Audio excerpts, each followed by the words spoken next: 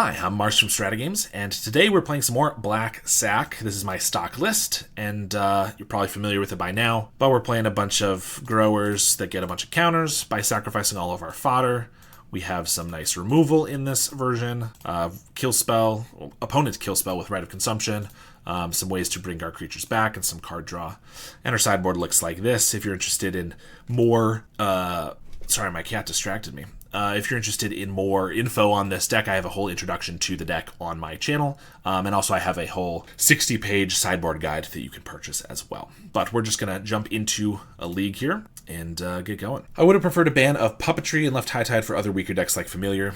I don't really see the point of that. In general, I understand not wanting to kill a whole deck, but if Puppetry was banned, the deck would either not work at all, I don't think, or they would find a different way to make the deck that probably would have a similar issue. And also just, yeah, it's cool, people experimenting with High Tide and Familiars, but like on the whole, are really people doing that very much? It feels like, from what I've seen, not really. Certainly some people tried it out.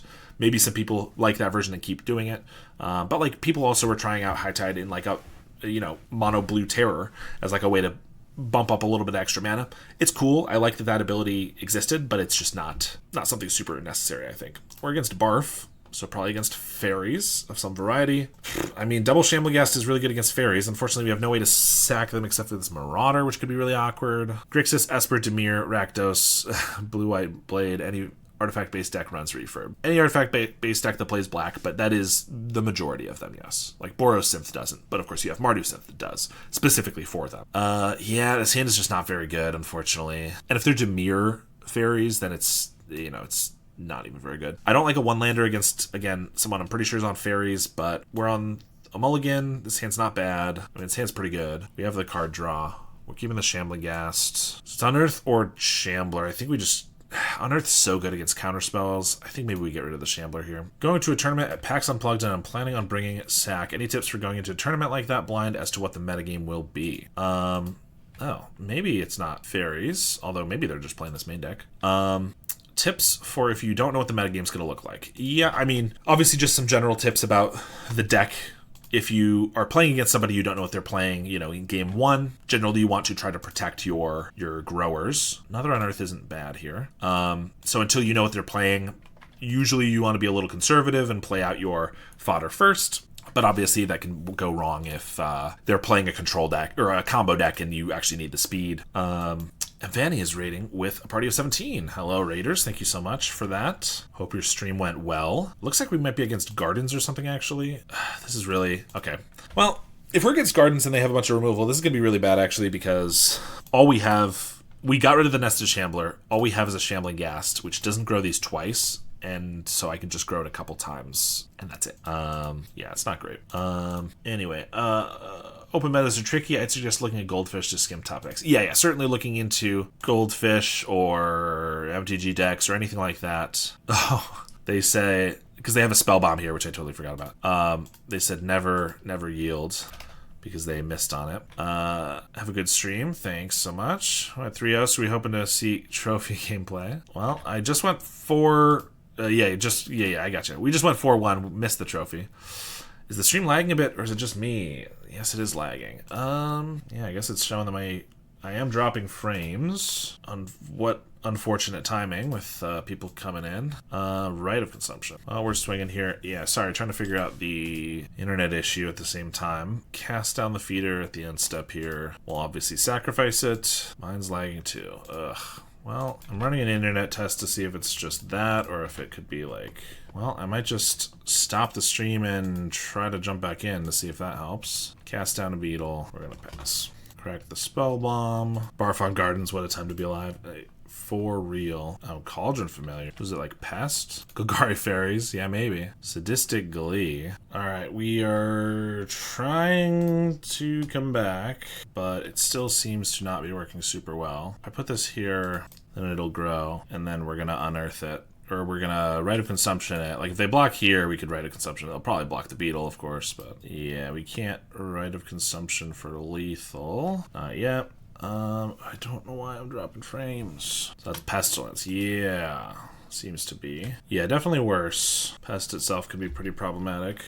Garden can block. I'm gonna cycle this Unearth, because if we get a Carrion Feeder or something, we can already just win. Vampire does it too. Sack, grow. They have no mana. Seems like it might have stabilized a bit. Okay, stream's back to normal. Okay, I'm still seeing massive drop frames, but hey, if it's working for y'all, that's all that matters. Well, we get to Rite of Consumption for lethal. There should be no way to gain life, unless they have Spinning Darkness in their deck, but they can't currently cast that, so we're just gonna fling. We should be good. All right, hopefully stuff's going a little bit better. Of course, it was perfect timing with the raid, so appreciate any raiders who stuck around here. But yeah, the food pass deck is pretty sweet for sure. I don't have an exact sideboard for that. Of course, it's pretty similar to Golgari Gardens, so I'll probably just use the same things there, which is Mesmeric Fiends and maybe some Graveyard Hate. Actually, maybe a little more Graveyard Hate in this one, because the Cauldron Familiar is so important. We don't need Snuff Out, Curse Marauder. I guess Shambling Gas is probably worth it to pick off a cat just to make so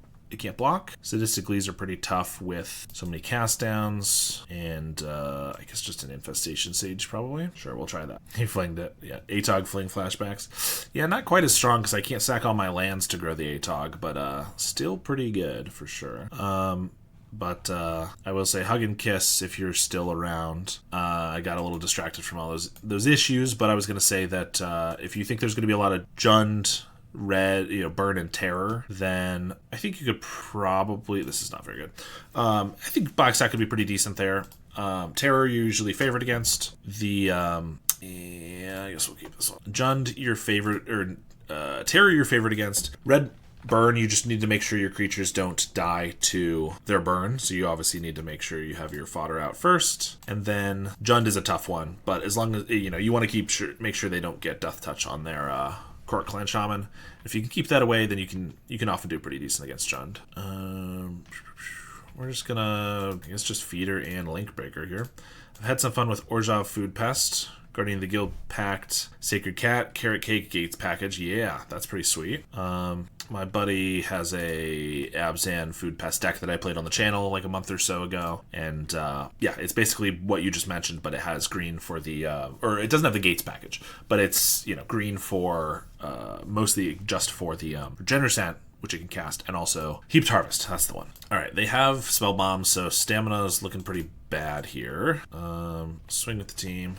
Opponent empty-handed, then 3 draw effects. Atog Fling, you dead. Yep. We're just gonna hit for 3 and pass the turn. Was so demoralizing. Yeah, I think there's a reason that Atog got banned, and I think I can stand by that as much as I like Affinity. I'm still at the point of my Pauper experience where I want to put gates into everything. I mean, I don't think there's anything wrong with trying out a package like that, like a gates package where it's pretty strong and, trying to slot it into various decks, and maybe you find one that it's really good in. I think just as much as, like brewing a deck from scratch, brewing a deck from taking half of 2 other decks and putting them together and seeing if they work really well is definitely totally viable. Gates package could fix everything, exactly. There's no downsides to a Gates package, for sure. Tragic Slip on the Vampire. Okay, well, we can Feeder to grow. Of course, they can probably just kill the Feeder too, but I even played Midnight Gond with it, and it was kind of cool. Yeah, that seems sweet. Then Gates might get a ban. Yeah, that's possible. I did post in the Black Sack Discord that on Sunday I played the first few rounds of the Super Qualifier, and I played against Paige from the PFP, and I beat her on turn 3 with a double Sadistically on a Vampire. And then I posted that I was worried that Sadistically might get a ban because it was the day before. Luckily, that did not pan out, so I think we're okay. But you always got to have that worry. I mean, that's why I lose to Alexander Weber against every time I play him, because I don't want any of my stuff to get banned. Fanatical Offering is a big draw here. This guy beat me on turn 3 with Sadistically, so yeah. It's that recency bias. Well, it just happened yesterday, so I really think we got to push to get this banned today. But I guess they went with the deck that has more likelihood of winning on turn 3, High Tide, so I guess that's reasonable. Real reason of Weber win rate. Yeah, true. Rite of Consumption could be pretty decent. Of course, I've been pretty conservative with all of these creatures, like not sacrificing and going all in on my Beetle and my Feeder, because they could just have a bunch of removal. They've also been blocking most of the time, so there hasn't been a reason. Like here, I could pump it a little bit. They have a Spell Bomb, so the stamina is not looking very good. I think I just keep chipping in for a little bit. I mean, it's not great. Campfire offsets 2 of it. Lembas can offset it 3 for 1 turn, which they're going to do now. But I don't know. I don't think going all in on Feeder and Beetle and then just losing to 2 cast downs is really the best way to do it either. So there's the cast down. So I could stamina it to force the Spellbomb, but I just don't think we get anything out of that because we don't actually play that much graveyard hate or graveyard use. So it's not like, oh, it unlocks our graveyard like it does, but it's not really that great. So I think I just sack this to grow the Beetle. Beetle's only going to be a 2/2. I might want to sack a Link Breaker. I'm not going to sack both because we still want to have one around for the stamina. But I think making the Beetle just a little bigger, getting a Mercenary on the field is probably good. So we're going to do that. I think you have to lean into the Pauper just being a quick format. No, for sure. I generally agree, but also like Pauper has the ability to be a very quick format. Yeah, there it is. But it's also a very grindy format often. Now, obviously, when decks like High Tide are more prevalent, then the grindier decks sometimes lose out. But like, you know, it's still not uncommon for you to have those 20-turn games sometimes. If Barf will lose to Fling again, he will drop this deck 100%. Well, looks like he's not going to lose to Fling this game unless I get pretty good draw here. I mean, that's not a bad draw. It's not a great draw at the moment. Oh, and they made this a 1/2? That's annoying. Well, okay, so I could Stamina and Mercenary the Shambler, and then Rite of Consumption them for 4. And then I have, obviously, he cracks the Spellbomb. I have 4 Squirrels. I have 6 1/1s total. I mean, I absolutely just lose to a Crypt Rats or a Drown in Sorrow. I guess Crypt Rats probably not. Pestilence, which is the deck, for 1, just loses us the game probably. So that seems pretty bad. For this plant piece was never an option. This is a war plant. Yeah, I don't think that's going to win, unfortunately. Like, if they didn't have Campfire going, and maybe they didn't have the Spell Bomb, I think I would go for the Stamina Rite of Consumption play, but I just don't think it's going to work out. And assuming they don't have removal, gosh, top decking, you know, a Vampire or something here is still pretty good. So I think we're going to hope for that. All right, there it is. Mercenary onto the Shambler. Play a Vampire. I mean, theoretically, this is 4, 1, 5... 6, 7, 8. I can make this like a 17/17 through the Spell Bomb. That's obviously not going to be enough though, because they have Campfires, they're at 19. I think I just got to pass. Looks like he's stabilized. Yep, yeah, I would say so. I mean, if like a Pestilence or something hits, I'll probably just concede, because there's no way I can get above it with the Vampire and stuff, but for now, we still have a chance. Definitely stabilized, but if he just does not draw a removal spell for the Vampire, maybe we can get there. And that's the hope. There's the Drown in Sorrow I was talking about. That is really annoying because the Shambler, either I sack it and I make the Squirrels and they die, or this shrinks the Shambler so it doesn't matter, it's going to die anyway. Well, Mercenary's dead. This doesn't matter. I mean, I might as well sack it. I could Stamina, of course, but as we've talked about, it's not really going to do much. So I'm just going to do that. I'm left with a Vampire and a Mercenary. He's got no cards in hand, though. So with the right draws, we have a chance. It's definitely not a good one. Campfire really good too. Wouldn't be surprised if it pops up in more decks. Yeah, it is quite strong. It definitely, well, that's a hell of a top deck. It did surprise me a little bit, but makes sense when I started seeing it in like, is it Terror or is it Control sideboards? All right, we're gonna go to the next one. Is it Control just because, you know, it's a deck that doesn't care about artifacts in any way, but it's perfect. It's harder to remove because it doesn't care about artifacts in any other way, so nobody's bringing in artifact hate, and then you just control the game and gain a bunch of life. I think the reason it doesn't see quite as much play as it otherwise might is because the burn decks go so fast that like just 2 life a turn sometimes does not keep you alive unless you have a bunch of other interaction, and maybe you do, but maybe you don't. You go every game to timer. Yeah, I mean, it definitely doesn't help with the speed either, but I don't think they always go to time. This one is decent. We have Shambler Stamina with the Village Rites. Hopefully we find a Carrion Feeder and then just get Carrion Feeder Beetle with a bunch of Squirrels and then can win that way. That's the goal. So we're going to start on the Shambler because we're going to Stamina Rites probably next turn unless we top deck like a Carrion Feeder. More major issue than it looks like. Yeah, I mean, it's also just that I don't think Campfire alone is making people go to time. Obviously it contributes, but it's often played in the grindy control decks that are already going to be going so late that, yes, it helps push it over the edge of them going to time. So I understand that. Yeah, I was worried about that. Tragic Slip kills it and doesn't make a Squirrel. That's really annoying. Now we just have a Beetle. If they kill that, I'll Village Rites it, but the turn 1 Tragic Slip was just brutal. Spell Bomb, sure. They kept a 1-lander? I mean, I can't Village Rites this now, but if I draw nothing, I might have to. Okay, Ghast helps. I could Stamina this because I think the chances of them using the Spell Bomb and not drawing a card when they're stuck on 1 card is probably low. But this isn't even really what I want to Stamina anyway, so I think I'm just going to do this. Like, them being stuck on 1 land could be an out for us. Feeder and Beetle are 2 incredible draws. Okay. Even if they get like a Drown in Sorrow here, I guess I can only save 1, but if I draw any fodder or something, that would change.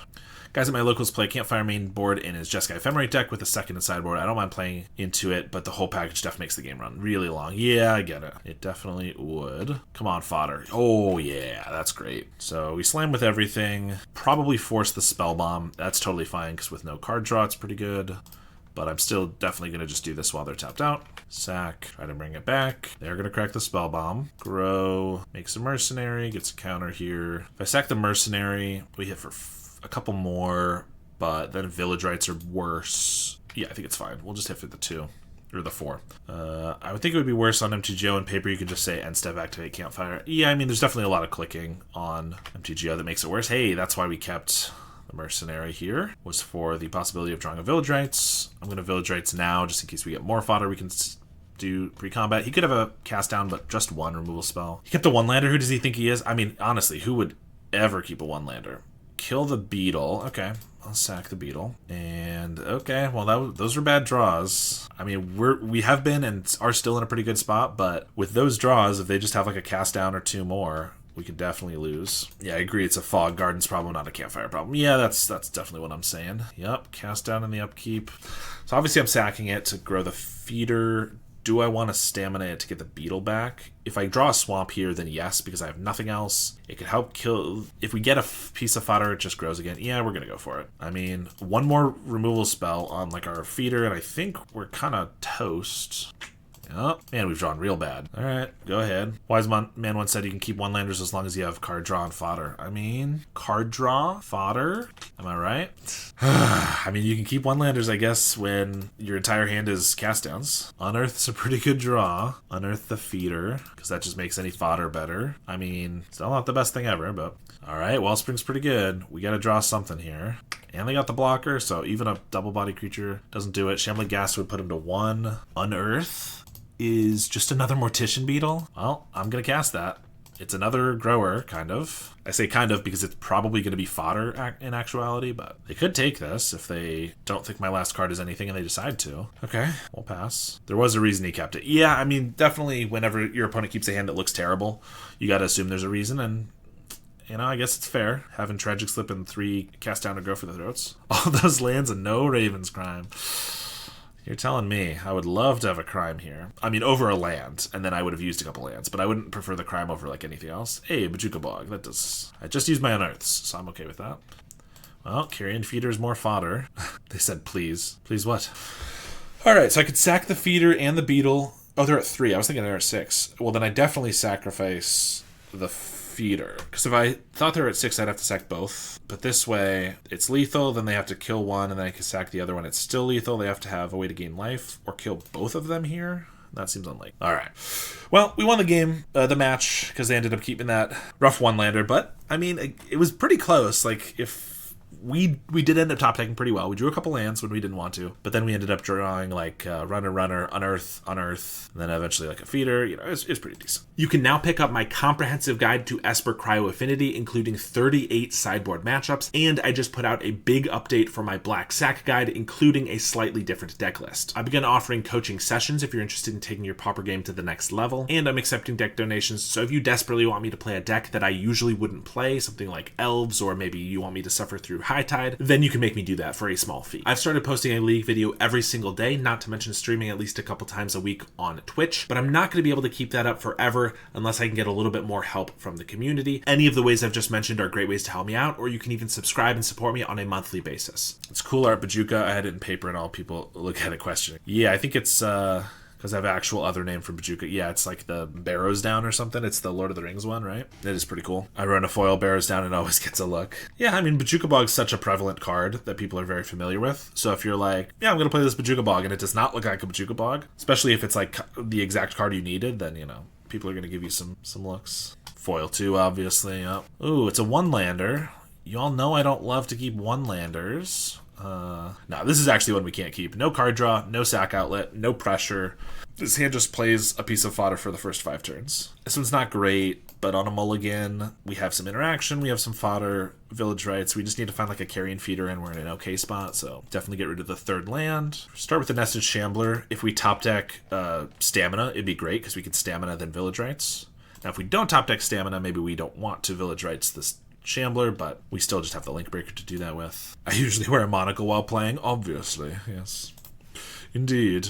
Okay, this could be fairies. So if I attack, I'm going to be forced to village rights this against a Humbling Elder, but I really don't want to because we have the mercenaries from these Link Breakers. So I think I'm just going to cast 2 of these. If they like force spike this, obviously I can get in for 1 damage. I could also attack, and if they do that, I could snuff out, but I'd rather not have to snuff out a Humbling Elder or a Brine Bearer Intruder. If it's a Gale Blade, I probably would because it flies over. Let's try to actually mulling a 1-lander for the first time today. Inconceivable. I promise that I only keep the 1-landers I think will win. And if I'm correct, almost all of them have won. I guess I lost one of them, right? One of them against Terror. Yeah, in that last round. But I think I won like 3 other ones, so inconceivable. Someone you think still playing fairies? I don't know. Is fairies dead? People who play fairies like fairies a lot, so I assume there could be. But I guess it's possible not. I'll swing with everybody now. Well, maybe not fairies. I'm not going to get this counterspelled. I mean, I guess it's been a little bit since I've seen fairies, but I don't know. I like Dimir fairies a lot, so even if it's not good at the moment, although it was fine in the format just before the ban, I think it'll probably still be fine. I play it anyway, even if it's not exceptional at the moment. I was playing against Mono Blue Fairies last week in a league. Fate players holding out for Lorien to buff them. I mean, I would be surprised if we didn't get a single playable fairy from Lorien. There's got to be some 1/1 with flying with some good ability. It is Dimir, but it does look like Dimir Terror with the Brainstorm and the Archaeologist. Picks up a Snuff Out. Ooh, do that. Snuff out these guys. Or just get a 1/1 counter and then I can snuff this out. That'd be cool. They do. Okay, don't pick up a Brainstorm. They want the counter. We're going to Village Rights. So Dimir Terror. I haven't actually seen Philology being played in a while, so that's interesting. All right, well, we got all our fodder, or our sack outlets, almost too many. I probably snuff this out. Obviously, it's a little awkward because then they can just play a Terror, but I get in for a good amount of damage. Any amount of damage is pretty relevant in this matchup, but also obviously with Rite of Consumption. The question is, do I pump this and then sack to a Vampire or a Feeder, or do I just sack the Link Breaker? I mean, there's no reason not to do this, and I'm going to decide to do this. So we're hitting for 3 regardless. Question is just, do I want to play? I'm going to play one of these. Which do I want to play? And do I want to sack the Shambler now for the squirrels? Or do I want to wait? They're at 14, so if I play a Bloodthorn Vampire, theoretically I could just win next turn. Carrion Feeder, sack the Shambler is a 2/2 with 5 more creatures. So that could theoretically win next turn as well, and applies more consistent pressure. Yeah, I kind of think, even though it's mana inefficient, I'm going to do the Feeder, and we're going to sack the Shambler for the squirrel. Even if the Feeder dies to like a cast down, then I can play a Vampire, which is still kind of lethal with the Rite of Consumption. I don't know. 1 mana Fairy and Lorwyn? Impossible. I mean, there could be a really good 2 mana one, like another Spellstutter Sprite or something. But I mean, the way power creep has been, I just wouldn't be surprised if we get, a really, really good one. Maybe we'll get some Goblin support too, or Tree Folk. Ooh, gotta get our Tree Folk going. Elementals. What else is there? Kithkin. Ooh, Gurmag, okay. That's nice because I couldn't snuff that out anyway, and now there's no Terror coming, so don't have to feel bad about it. Beetle's a good draw. So clearly they have a counterspell, so I probably just play a Bloodthorn Vampire into the counterspell, because there's no way I'm using this Rite of Consumption this turn with that. 1, 2, 3, 4. Yeah, so let's just play the Bloodthorn Vampire. If this gets countered, then I know 100% that the way is clear to attack with a Feeder, and if they block to, just eat this. Yeah, and I really don't care for that. I don't really care that happens. I guess I could attack with everybody, and then they block. I get them for 1, 2, 3, 4, 5, 6. Put them to 8? That feels pretty good. Yeah, I don't need to pump with the Mercenary here. I guess I could, because then they have to block a Squirrel. They're probably still not blocking the Feeder, because I'm pretty happy with that exchange. Unless they have a cast down, then I go all in on it. I guess if they do make this block, that's kind of the assumption, is they probably have the cast down, but whatever. Mogwart's getting thrown a bone would be nice. Yeah, it could be cool. My bets are on a Riff on Spellstutter, but it only hits non-creatures. Okay, that could be cool. Yeah, we'll pass. I want Merfolk Tribal to be a thing in Pauper, so that's what I'm hoping for. Yeah, that's a good point. That's definitely one that I'm kind of surprised isn't viable in Pauper, but I guess it's not very good even in Modern and Legacy where it is playable, and it's only viable in those places because of all the lords, and we don't have any lords in Pauper. So yeah, it'd be cool. All right, they could have a cast down now. I think we start with the Beetle. So if they counterspell it, I know there's no cast down. Okay. Right. Okay. They were playing Philology and Gurmag Angler. So, okay.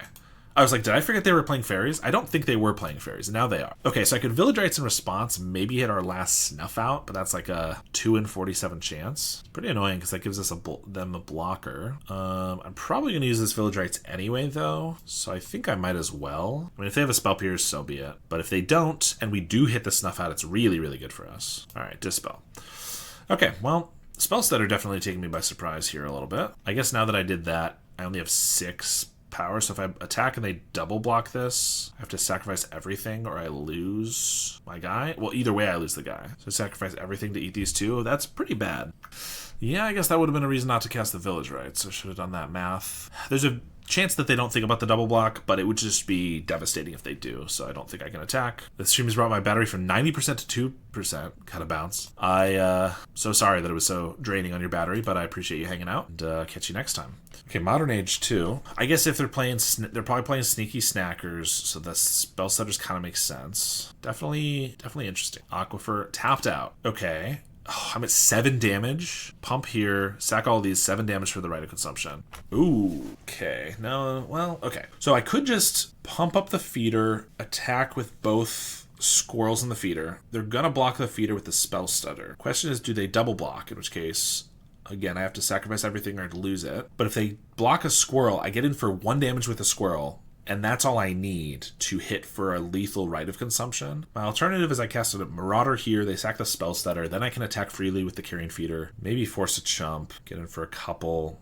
When are they going to tap out again for this Rite? I kind of think I want to go for it. Yeah, if they double block, then I can sack 1 to trade with the Angler. Or I guess I could just trade with this Spell Stutter and then play the Marauder. It's not terrible. I don't know. Here's hoping they just block feeder squirrel, because then I can win. But we'll see what they do here. So yeah, they block. They could also just block the feeder with the angler and then block a squirrel, but then I get to... I guess that doesn't let me kill them, because then I have to sack all 3 of the guys to keep my feeder alive, but it does still let me just eat the angler, which is good. They are going for the double block. Yeah, that's annoying. Okay, so if I just let this go, I can eat the Spell Stutter, deal them 2, then I play a Marauder, eat the Gurmag, or I could sack 2 guys to eat both of them, and then I get a Vampire down there at 7, and I have a Vampire and a Squirrel. That's not very good. If I sacrifice everything, then it doesn't survive. I was hoping they wouldn't want to do this because I could have like another instant speed attacker, or a guy to sacrifice, but I guess I would need a Stamina and a guy to Stamina, which isn't going to work. Okay. In that case, I think I just go for the trade with the Spell Stutter here and play a Marauder, because then these are still beating down. If they get another Gurmag, they can play that for 1, but if they don't, Terror's still a couple mana. I don't know. My idea now is I can attack for a couple with the fodder, ideally. I can get a Vampire down. Maybe it gets countered, but then I can maybe finish him off with these guys. We can maybe Rite of Consumption for like 2 damage on a Squirrel. Maybe that was a bad play. I don't know. It had a chance of winning the game on the spot, and still wasn't the worst thing ever, but it looks like they do have the Gurmag, notably. There it is. I mean, that's not a bad draw. I'd probably just play that. If it gets countered, at least it is a counter spell they're not using on one of these 2, and if it doesn't, I get in for 3, which is pretty good. Okay.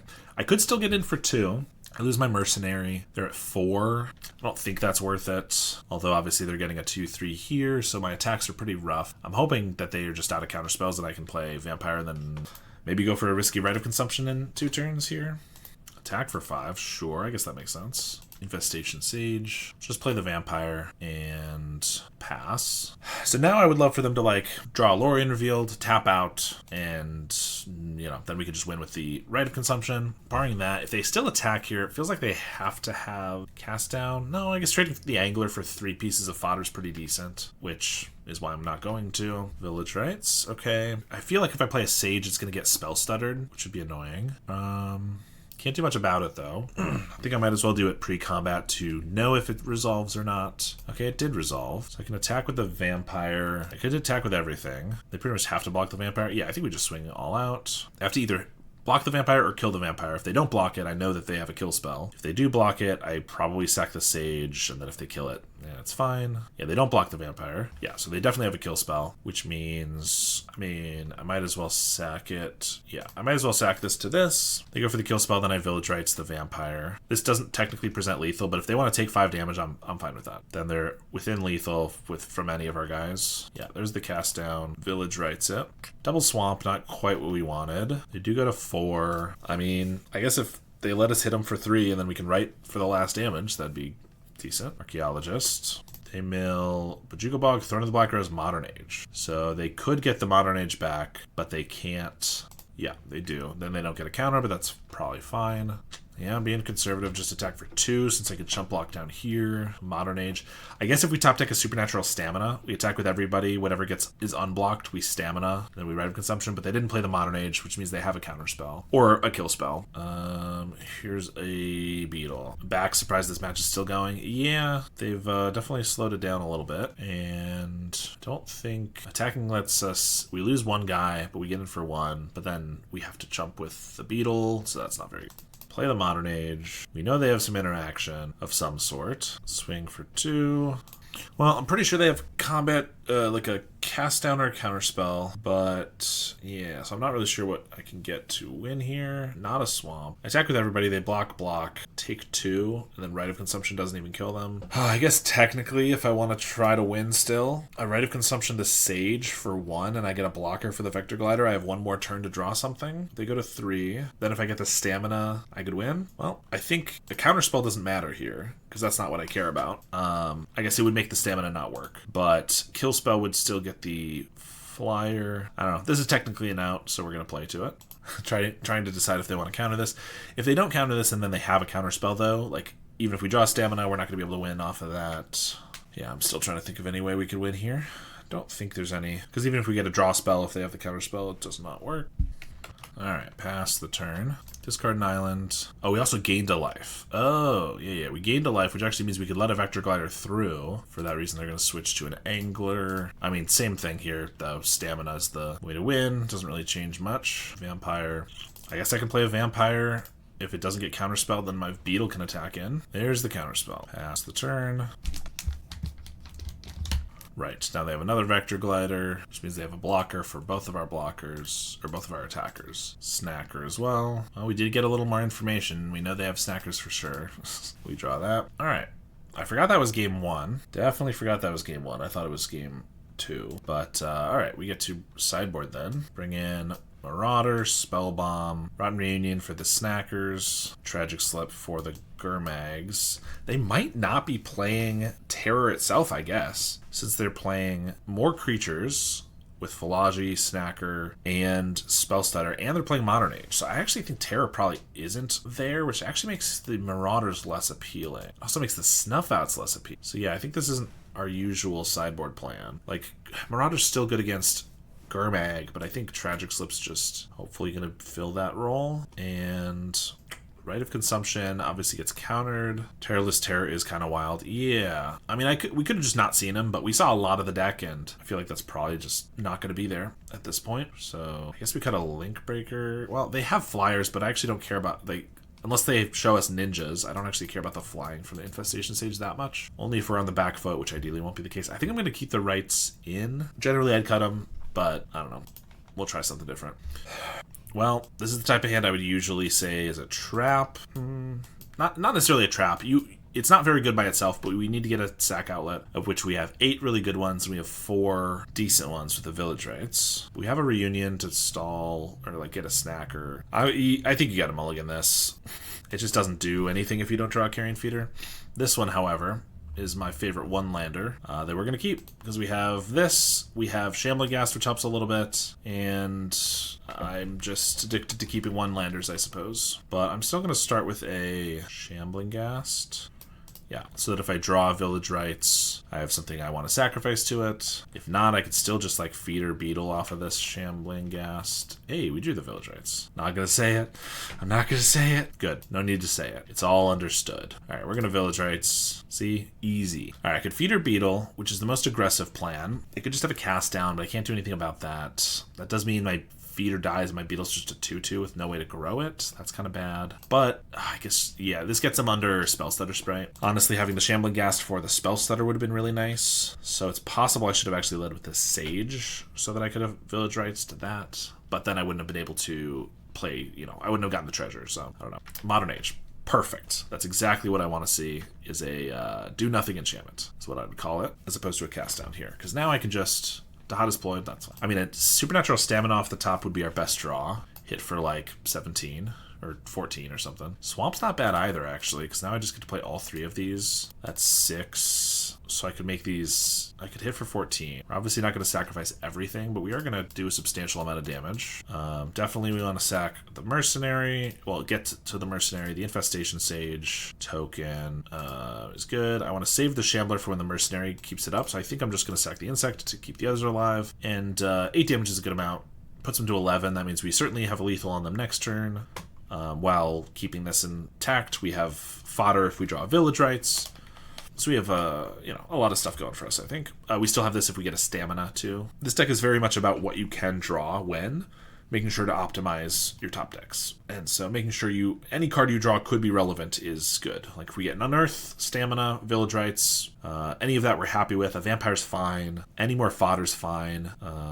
Removal currently isn't the best thing ever, but it's probably going to be relevant at some point for like this Modern Age or whatever. If they just cast down the Feeder, if they don't, I mean, we're in a very good spot. But if they do, I assume they're trying to decide which one of these. Yeah, they go for the Feeder. So I could 1, 2, 3, 4, make this an 8/8. I did keep the Rites of Consumption in, so making this big enough to win off of Rites would be good. Although I guess it already is, because it's going to be a 5/5. Yeah, I think we just sack this to itself. We still have a lot of damage here. I preserve this combo so that if I get another sack outlet, I can get that extra squirrel. Either way, I'm just hitting for 7. Okay, Bojuka Bog makes it so Unearth is a bad draw, but we can still just cycle it.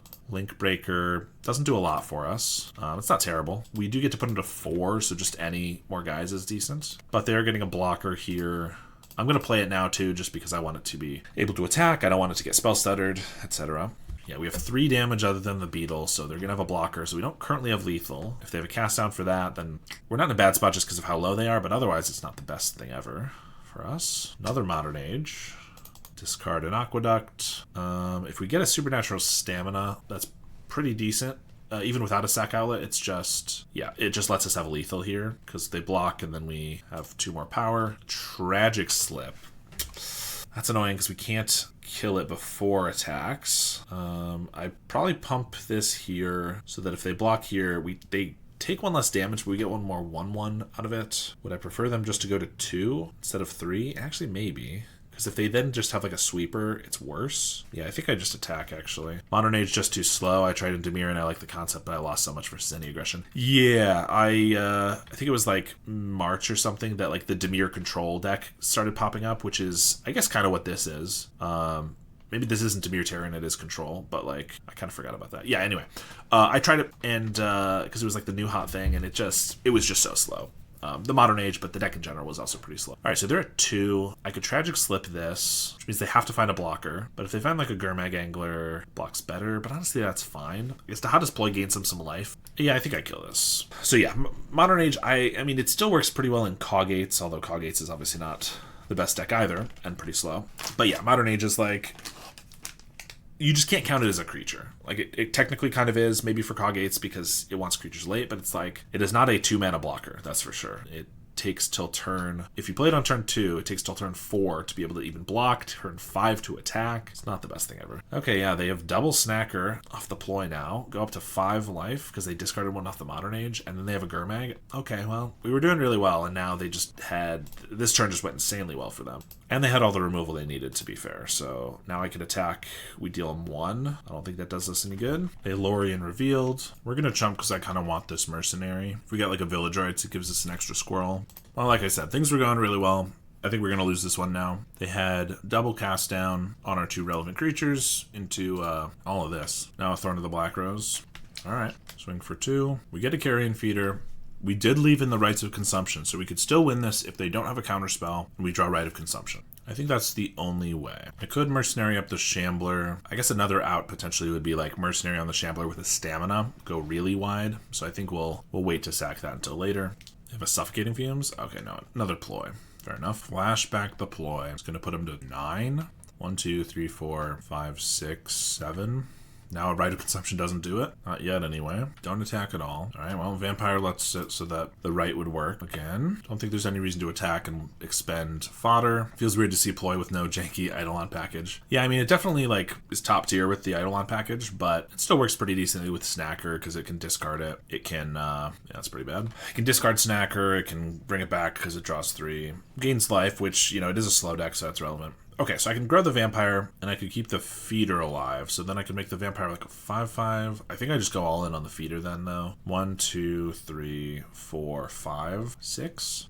Yep. If they have a cast down, we're dead. But I mean, we're very close to dead anyway. I think I go all in on the feeder, and this.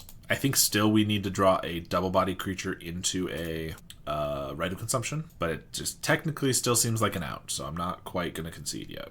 We're very close, though. Don't worry. It's going to be a 7/7, so double body would make it a 9/9, then right of consumption. Of course, we kept the feeder, which also can't block, so they can attack for a whole bunch of damage here if they want.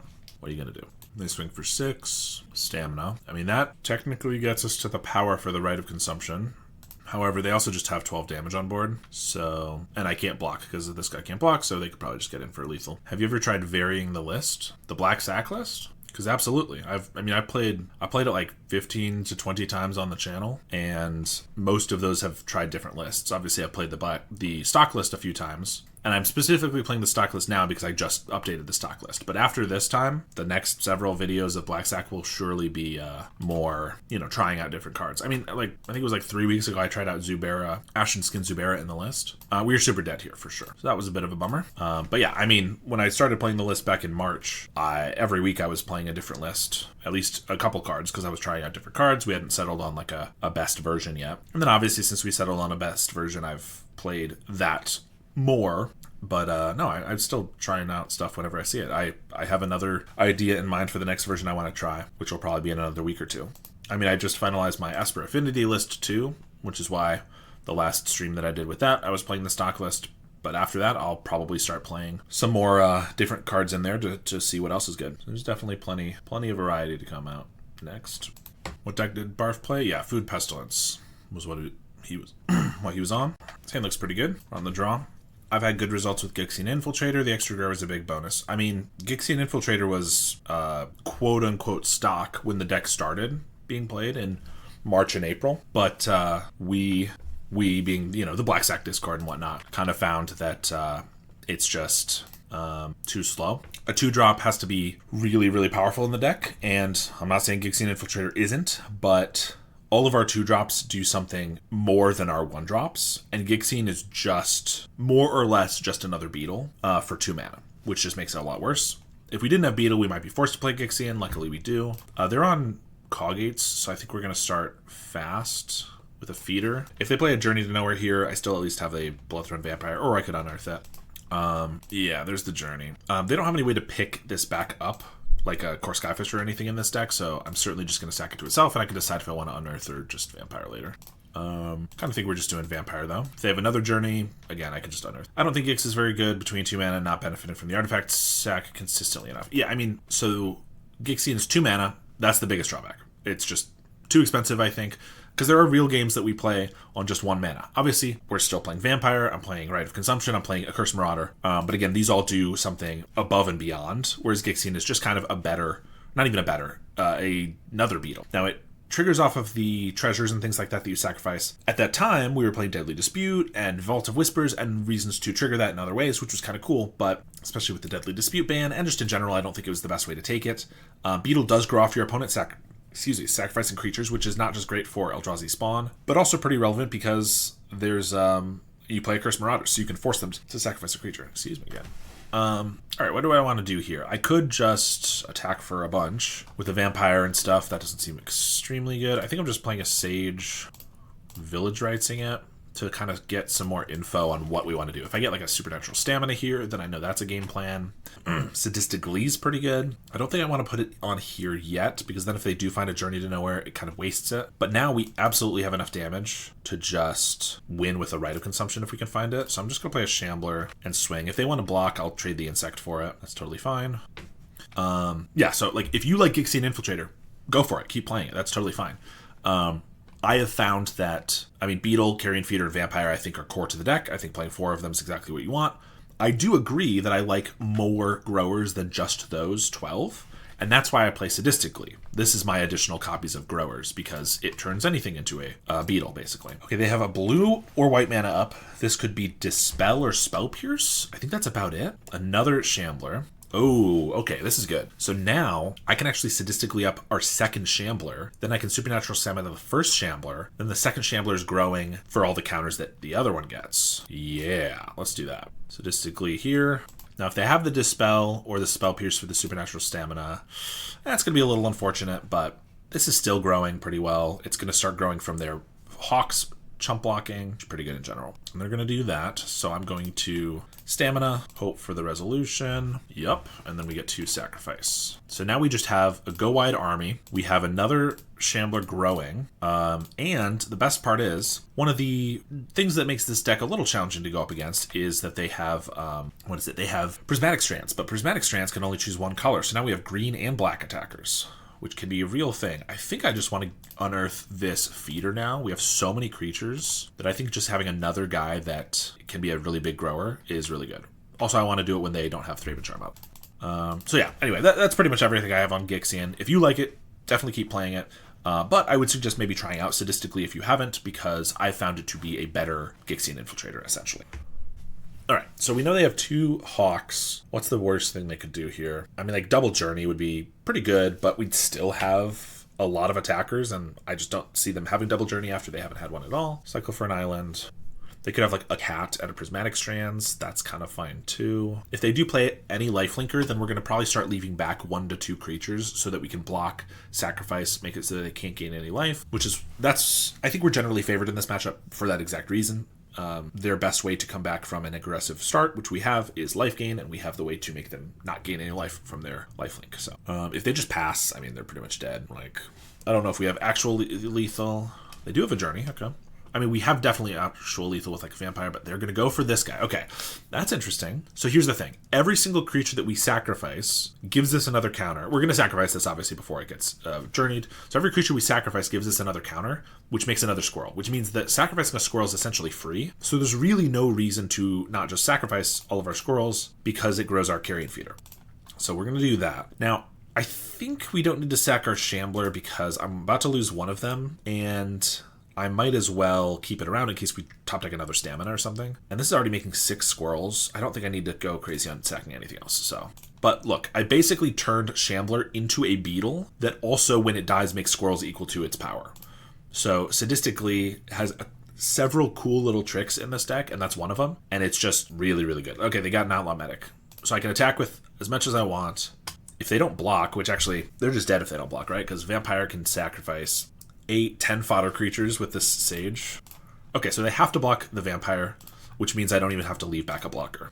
Although we still have one with the Sage, but they have to block here. And I'm still hitting them for 7, 12. I can't quite make it lethal, but obviously we're going to keep the Vampire alive. They go to 9. Second Glee for a squirrel to be prismatic proof would be nice. Yes, that would be pretty nice. I mean, honestly, we're already pretty prismatic proof because we have 6 squirrels, so that definitely could be a consideration. Like, if I threw this Sadistically on the Shambler and it died pretty immediately before I could grow it, then maybe we would be losing our ability to have 2 different colors of creatures that are big enough. But yeah, having 6 squirrels, even if they start prismaticing, we're going to be able to hit them for a lot. So nice game for us there. We get to bring in, we do want our Graveyard Hate because Prismatic Strands can be a bit of a pain. If we don't get a way to make a mercenary or a squirrel, then we are all black creatures. So a way to exile the Prismatic Strands is good, and also exiling it from hand is good too. So a few of these fiends, I don't even want to bring in all of them. Curse Marauder does not do very much. Rite of Consumption gets counterspelled and stopped by Prismatic Strands here. And Snuff Out, we don't really need that much targeted removal. We already have Shambling Guests, which can pick off just about anything, and are also fodder. So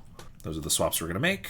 Another pretty nice hand. Definitely keeping this one. Card draw, recursion, fodder, sack outlet. 2 lands. 2 lands is always your perfect number. More than 2 lands is too many to start with. Obviously, 1 is keepable, but not the best. There's nothing wrong with drawing a 3rd or 4th land, but obviously at some point you don't want them all.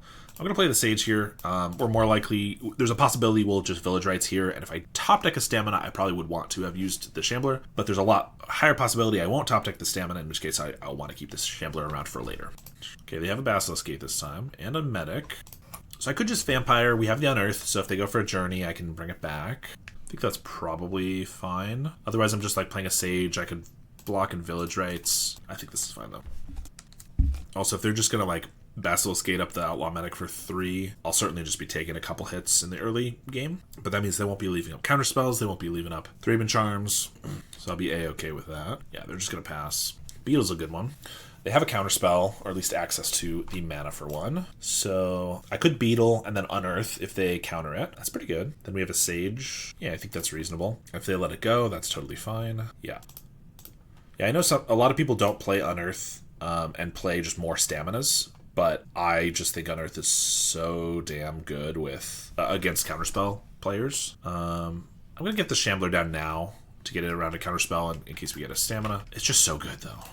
Like, so often it's like, oh, if they have a counterspell here, if that was a Stamina, like, it would work really well with the Shambler. I'm not saying I wouldn't have a great turn here either way, but if I didn't have the Shambler here, like, then my hand looks a lot worse if that was a Stamina. All right, I could just hit for 1. I could sack this because it pumps this, but I don't think we need to expend our fodder creatures, of which we might have a limited resource, or a limited number of them, that we're going to want to chump block with. Yeah, I think we'll just, I mean, we got in for 1, not exceptional, but that's okay. Looks like they might not have a ton of gates, though, which could be nice. Oh, never mind. They have a Basilisk Gate. So their hand is Island and 1 Unknown. They could swing with the Medic, but I could block with a Beetle and sack twice. Oh, okay. Maybe they're just okay with that trade, because they trade an Outlaw Medic for a Sage. I could also obviously just chump with the Sage, but I get to kill an Outlaw Medic for free? I think that seems reasonable. I guess I'd miss out on the damage from the Bloodthorn Vampire. I don't think they're going to have any way to bounce or anything, right? Yeah, I guess they're probably just fine with that trade, and they're low on cards, so they probably want more. But I kind of want to get this Beetle a little bit bigger anyway, so it'll be hitting for more damage. So this is a good excuse to do that. And yeah, they're trading it for a card in hand, but that's fine. Fair enough. Okay. Sage, probably Village Rites here. Yeah, let's just start with the Village Rites so that I can know if I'm going to hit a Stamina, because if I do, I can attack with this Shambler and then trade for the Medic if they want to block there. Okay. Linkbreaker is good because it can block, or rather it can pump up the Shambler, so that can be 1 extra squirrel. I don't need to do that this turn, though. I could, well, I would if I want to make it pump up a squirrel next turn. I could just play a Carrion Feeder, though. That insulates me against a Journey to Nowhere, and honestly just maybe is a better guy to be growing anyway, so I'll swing with these. I guess maybe if their last card's like Journey, then they're okay with the Beetle getting big here, because then they just eat it, but that's fine. And if they want to trade this Outlaw Medic for a card and this Insect, I'm okay with that too. So in general, I think this one's going pretty well for us. Oh, they do have something. Okay, just a Brainstorm. Okay, yeah, they're trying to get some information before they decide if they want to block or not. Seems to make sense to me. And they don't block. Just, you always got to do your math. I'm pretty sure this is not lethal, but 5 damage, 1, 2, 3, 4 sacks would be 12, so 17. I could deal a lot here, but I think we're going to be okay just dealing the 5. Again, we want to have a fair number of, fair number of creatures to block and sack in case they want to go for a big pump here. They do cycle Alorian after the Brainstorm, so I'm going to guess they probably don't have this island anymore, but I'm going to keep it up here just in case, because they could. Play the Beachfront. So, as far as I know, there could be 3 unknowns as they're in their hand. They're going to pass. It is nice that, like, gates have a real cost. I know they can't have, like, double counterspell here because these are just colorless lands. So, like, they could have Thraben Charm plus Dispel or something, but couldn't have 2 actual counterspells. All right, I'm just gonna, I don't think a lot of thinking here, just a couple pieces of fodder. They could have a Prismatic Strands, so I'm probably not gonna go super hard on the attack. I mean, we're gonna still attack with these guys, because I already am fine sacking a couple of these. If they want to block here, force 2 sacks, that's fine. They block the Bloodthorn Vampire. So we're going to sack the Linkbreaker because we want that as a way to pump the Shambler. Also, it's a red creature, so if they do Prismatic, theoretically, if we get a Sadistic Glee, that could be decent. Yeah, there's the Prismatic. So the Insect token is black and green, which means it also gets caught in the Prismatic Strands, but the Squirrels and the Mercenaries do not. At least not the strands on black. Ooh, Hawk is pretty decent. Just a lot of chump blockers. They play an island. Okay, so that's the island we know about. And a Sacred Cat. So we know their hand. So all they have is a Prismatic Strands and a bunch of Hawks. I mean, they now have 2 Lifelinkers with 2 gates. But I'm going to be leaving back pretty much all my fodder anyway here because the Prismatic Strands, we're probably just going to push with, like, Beetle, something else. They do push here. Okay. We're going to block, sack, grow the Beetle, grow the Feeder. All right. Well, didn't want that. I think like Spell Bomb or Rotten Reunion would be decent. We could force this without having to attack. I mean, it's not a big deal if we attack, but I could Mercenary up the Shambler if I want to sack it this turn. There's no reason I need to do that, though. Like, if I attack with the Beetle and the Feeder and they just take it, I'm fine dealing them 8 damage, I think. Yeah, I think we're going to leave the Vampire back. And, like, they could go for a double block here, then I have to sack 1 thing to it. You know, that's fair. Block the Beetle. Maybe they just let this go, too. That's that's also fine. We're still working through their resources. I guess if they get a brainstorm so they can turn their hawks into real cards, that would be annoying. Probably their best draw. Lorien's also a pretty good one. Seagate and Embalm. Attack with the medic. Interesting. I mean, I could just block. I could triple block here, but then they get to eat this. I could just block and trade an insect for it. I mean, if they want to use a prismatic here, I think that's a terrible idea. I don't know what this attack is about. All right, we'll sacrifice. Like, the one they did way earlier, I think kind of made sense because they wanted to turn it into a card. Here, I feel like the attacker / blocker is way better, so real confused about that. We are drawing a lot of lands, though, so we need to leave back something for this, probably 2 creatures, so let's make it, yeah, let's just leave back all the fodder. No, we're leaving back the vampire anyway, right? So I could pump this. I think it'd be fine to, yeah, go for this. They're blocking the beetle. I mean, this is their last lifelinker, so I feel like this only makes sense if they're going to use the strands this turn, which then gains them a life, so that makes sense. I guess maybe they know that the lifelink is not the way to win the game. I guess I could. It's possible that I'm getting a little played and we could lose to flyers. That might be their plan now. Basilisk Gate, if they get another gate here, 2 turns with a hawk would be lethal. Okay, maybe I've used up too many of my flyers. Oh, triple gate. Pretty good. And they have another cat. This is real annoying for sure. But yeah, they pump the hawk, but just once. I'm just going to take it then. We'll save this for a bigger attack. Play another hawk. Yeah, I guess maybe losing all the insect tokens was not the best. Mesmeric Fiend is not the best here, but we're still going to cast it, obviously. This is a cool part about Gates IMO. Always gives you a threat. Yeah. They definitely do. I generally am not the biggest fan just because it slows you down so much, but if you don't mind playing a slow game, and yeah, it is a nice way to turn everything into a threat. I just don't really want... Yeah, I guess they can keep jumping with the cat, and they don't have to use the prismatic strands, but I feel like attacking with the Bloodthorn Vampire, they block there, then I have to sack a thing, and then they still could just prismatic, but I guess then that forces the prismatic, which I currently have not forced, so this might be not the best. Yeah, they're just going to pump these. I can survive 1 turn. Actually, if they only pump it, they would have to triple pump it, which they did not do, to make it lethal. So I could just take it again. See, if we drawn a removal spell, if I had a snuff out here, then I could block. They're going to play a Squadron Hawk to have the prismatic strands, or maybe the cat, but I could have a removal spell to kill the blocker, or the guy that would flashback the prismatic. If I take 12 here, then I guess just the Squadron Hawks are lethal by them, like, even around anything else. But I think that's fine. I don't think blocking helps me. I think we need single target removal to have a chance. Every time we have a good start, not really, but it feels like we just then lose to this. I guess they didn't. No, either hawk, they're gonna pump both of them and I'm gonna die, so it doesn't really matter. Ugh. Really love drawing. I think that was like, oh, we got the Fiend last turn, I guess, but that was pretty useless. Still felt like 3 or 4 lands in a row otherwise. You either get 1 land or 7, there's no in between. It does feel that way a lot of times.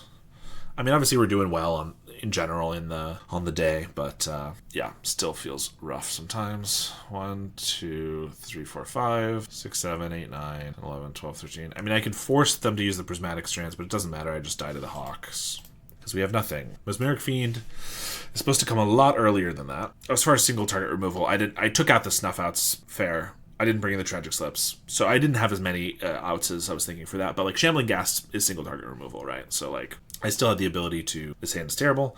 Still had the ability to draw something like that I was wanting, but well, we're keeping a 1-lander. I kind of think it's the Sage. Yeah.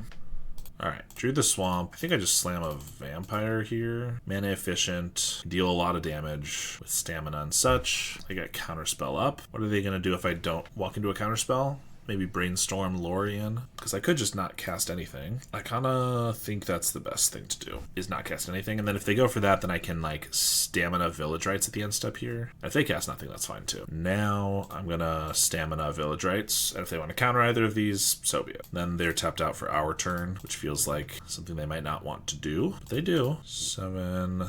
I mean, we took out Rite of Consumption, so yeah, we don't have that as an option here. Otherwise, it'd be pretty dang close. Yeah, I guess we just hit for 3. Vampires, pretty annoying when I would need to keep the creatures for like other reasons, like the feeder. I mean, this is an aggressive start. It's not our best, you know. I would love if these 2 were beetles. Well, I'd love if this and this were beetles, actually. Be a lot better, but...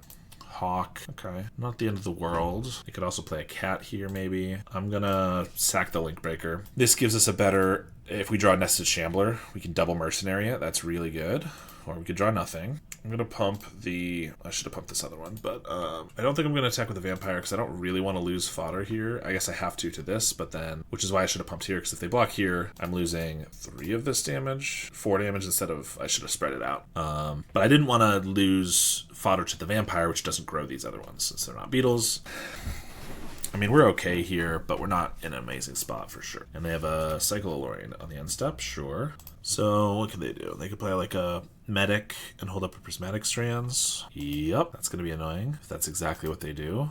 Beetle's pretty good. I guess if I cast that and they counterspell, then they can't Prismatic. 4, 5, 6, 7 damage. I can't do lethal to them though. I think it's still worth doing. Okay. Could just attack with this Carrion Feeder so I don't have to sack anything. Seeing as they're probably going to Prismatic anyway, I think that might be the better play. I don't have enough fodder to like throw around, so I don't really want to waste it. Like it would grow the Feeder and the Beetle, but then if I draw Village Rites, it's not very good. Plus, if they Prismatic Strands, I'm not even getting in damage this turn. Plus, if they don't want to Prismatic Strands here, maybe they waste their mana. So maybe they do go for it, and it's just, for 3 damage, that's fine too. I don't know. All right, they take it. 3 damage. Brainstorm. Of course, also, if we get a Sadistically, throwing that on the Mercenary could mean we'd have 2 different colored creatures that can attack in for some serious damage. Although, without more fodder, it wouldn't be the most damage ever. Lorien Revealed. They probably shuffle away at least one of those Hawks. I mean, it would have been silly not to. I'm just going to check one of those off. Guardian of the Guild Pact. Yeah, we took out our Edicts, our Cursed Marauders. So there's not really any way to get rid of that. So we just have to go around it. I guess we have a lot of growers, so we could definitely do that if we just get something good here, like a double body fodder creature. Oh, usually I would like that, but there's nothing in their graveyard, so it doesn't do anything, and we just waste it to draw a new card. Carrion Feeder plus Beetle could be 3... 4, 10 damage. Bloodthorn Vampire is 9 by itself, so that's lethal. They have to block that. Okay, so I can probably force a couple chumps here. I guess they block this here. I have to sack 1 to it. Great. Oh, gosh. Yeah, I think I gotta cycle this Spell Bomb. I really need something here. All right, that's something. I'm gonna grow the Beetle, swing with the team. Yeah, that's fine. Just slam and do the math later. That is not how this deck works if you want to get any wins, unfortunately. Math is very much for attackers in this deck. I like the sentiment, but I'm too competitive to do that in this case. All right, so it looks like they block 3. Yeah, smartly. I mean, here feels like you're not getting any better in next turns. I mean, yeah, that's why I did the Spell Bomb right there. But without this Sage, like, if I just throw this I need to attack here probably, but I also don't need to throw everything necessarily. Like, attacking with the Vampire was only, if I didn't have the Sage, then I'd have to sack something to it, which means then this Carrion Feeder dies. So, like, yeah, you gotta do the math, is all I'm saying. In this case, let's see. 1, 2, 3, 4, 5, 6. I could make this 8 damage. Yep. 1 short indeed. 6, 7, yeah, that's pretty annoying. Obviously, we're not doing that if it doesn't actually win us the game. So in that case, we're going to sack this to keep this Feeder alive. Grows the Beetle and keeps that alive. And then probably want to keep the Vampire alive. Also, I want to eat this blocker pretty badly. Well, I could just trade the Vampire if I'd prefer fodder, but this can just be fodder, so they're not going to have any life linkers, so I think it's fine to get rid of the insect. Yeah, I like the Mercenary, I think, too much. All right, we're going to do that, and then we hit for 2 damage, they gain 1. I mean, it wasn't a bad trade for us, but the fact that they have a Guardian that doesn't die. They have 2 more Hawks in hand. Pretty sure they had a Prismatic Strands earlier, although it could have been something else. Prismatic is painful. Yeah, it's pretty tough, especially when we aren't drawing any of our ways to counter it, which would be Sadistically, Mesmeric Fiend, Rotten Reunion. We drew the Nile Spell Bomb, but just at the worst time. They leave up Prismatic Strands mana. Okay, that's pretty good, actually, because it lets us take... I mean, they probably cast the Prismatic Strands, but then we don't have to attack into it. And we see what else they're working with. Sack this to this Feeder to spread out the damage, I think. If I sack to this one, it could be lethal. They could just have a counterspell. Yeah.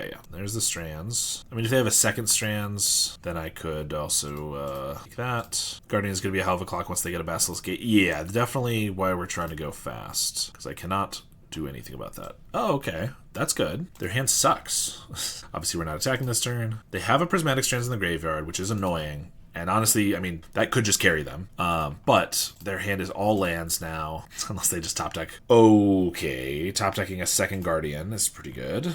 That's annoying. That was exactly what I wanted to draw. So now I don't have to attack with the Prismatic Strands. I can just eat it. now. Yeah, I mean, that's very good. I think we just do that on their end step. There's no reason to do it now because they'll just cast it. Does Coggates always play 2 Guilds, Guardian of the Guild Pact? No, definitely not. Often it plays just 1. Older versions did play 2. Sometimes it doesn't play any nowadays. But, you know, one's still relatively common, but that is interesting for sure. Sometimes 1 inside, 1 in main. Sure, yeah. This is definitely a good matchup to bring it in for. I mean, it's slow at 4 mana, but it's obviously really good. Hi, how are the games going? They're going all right.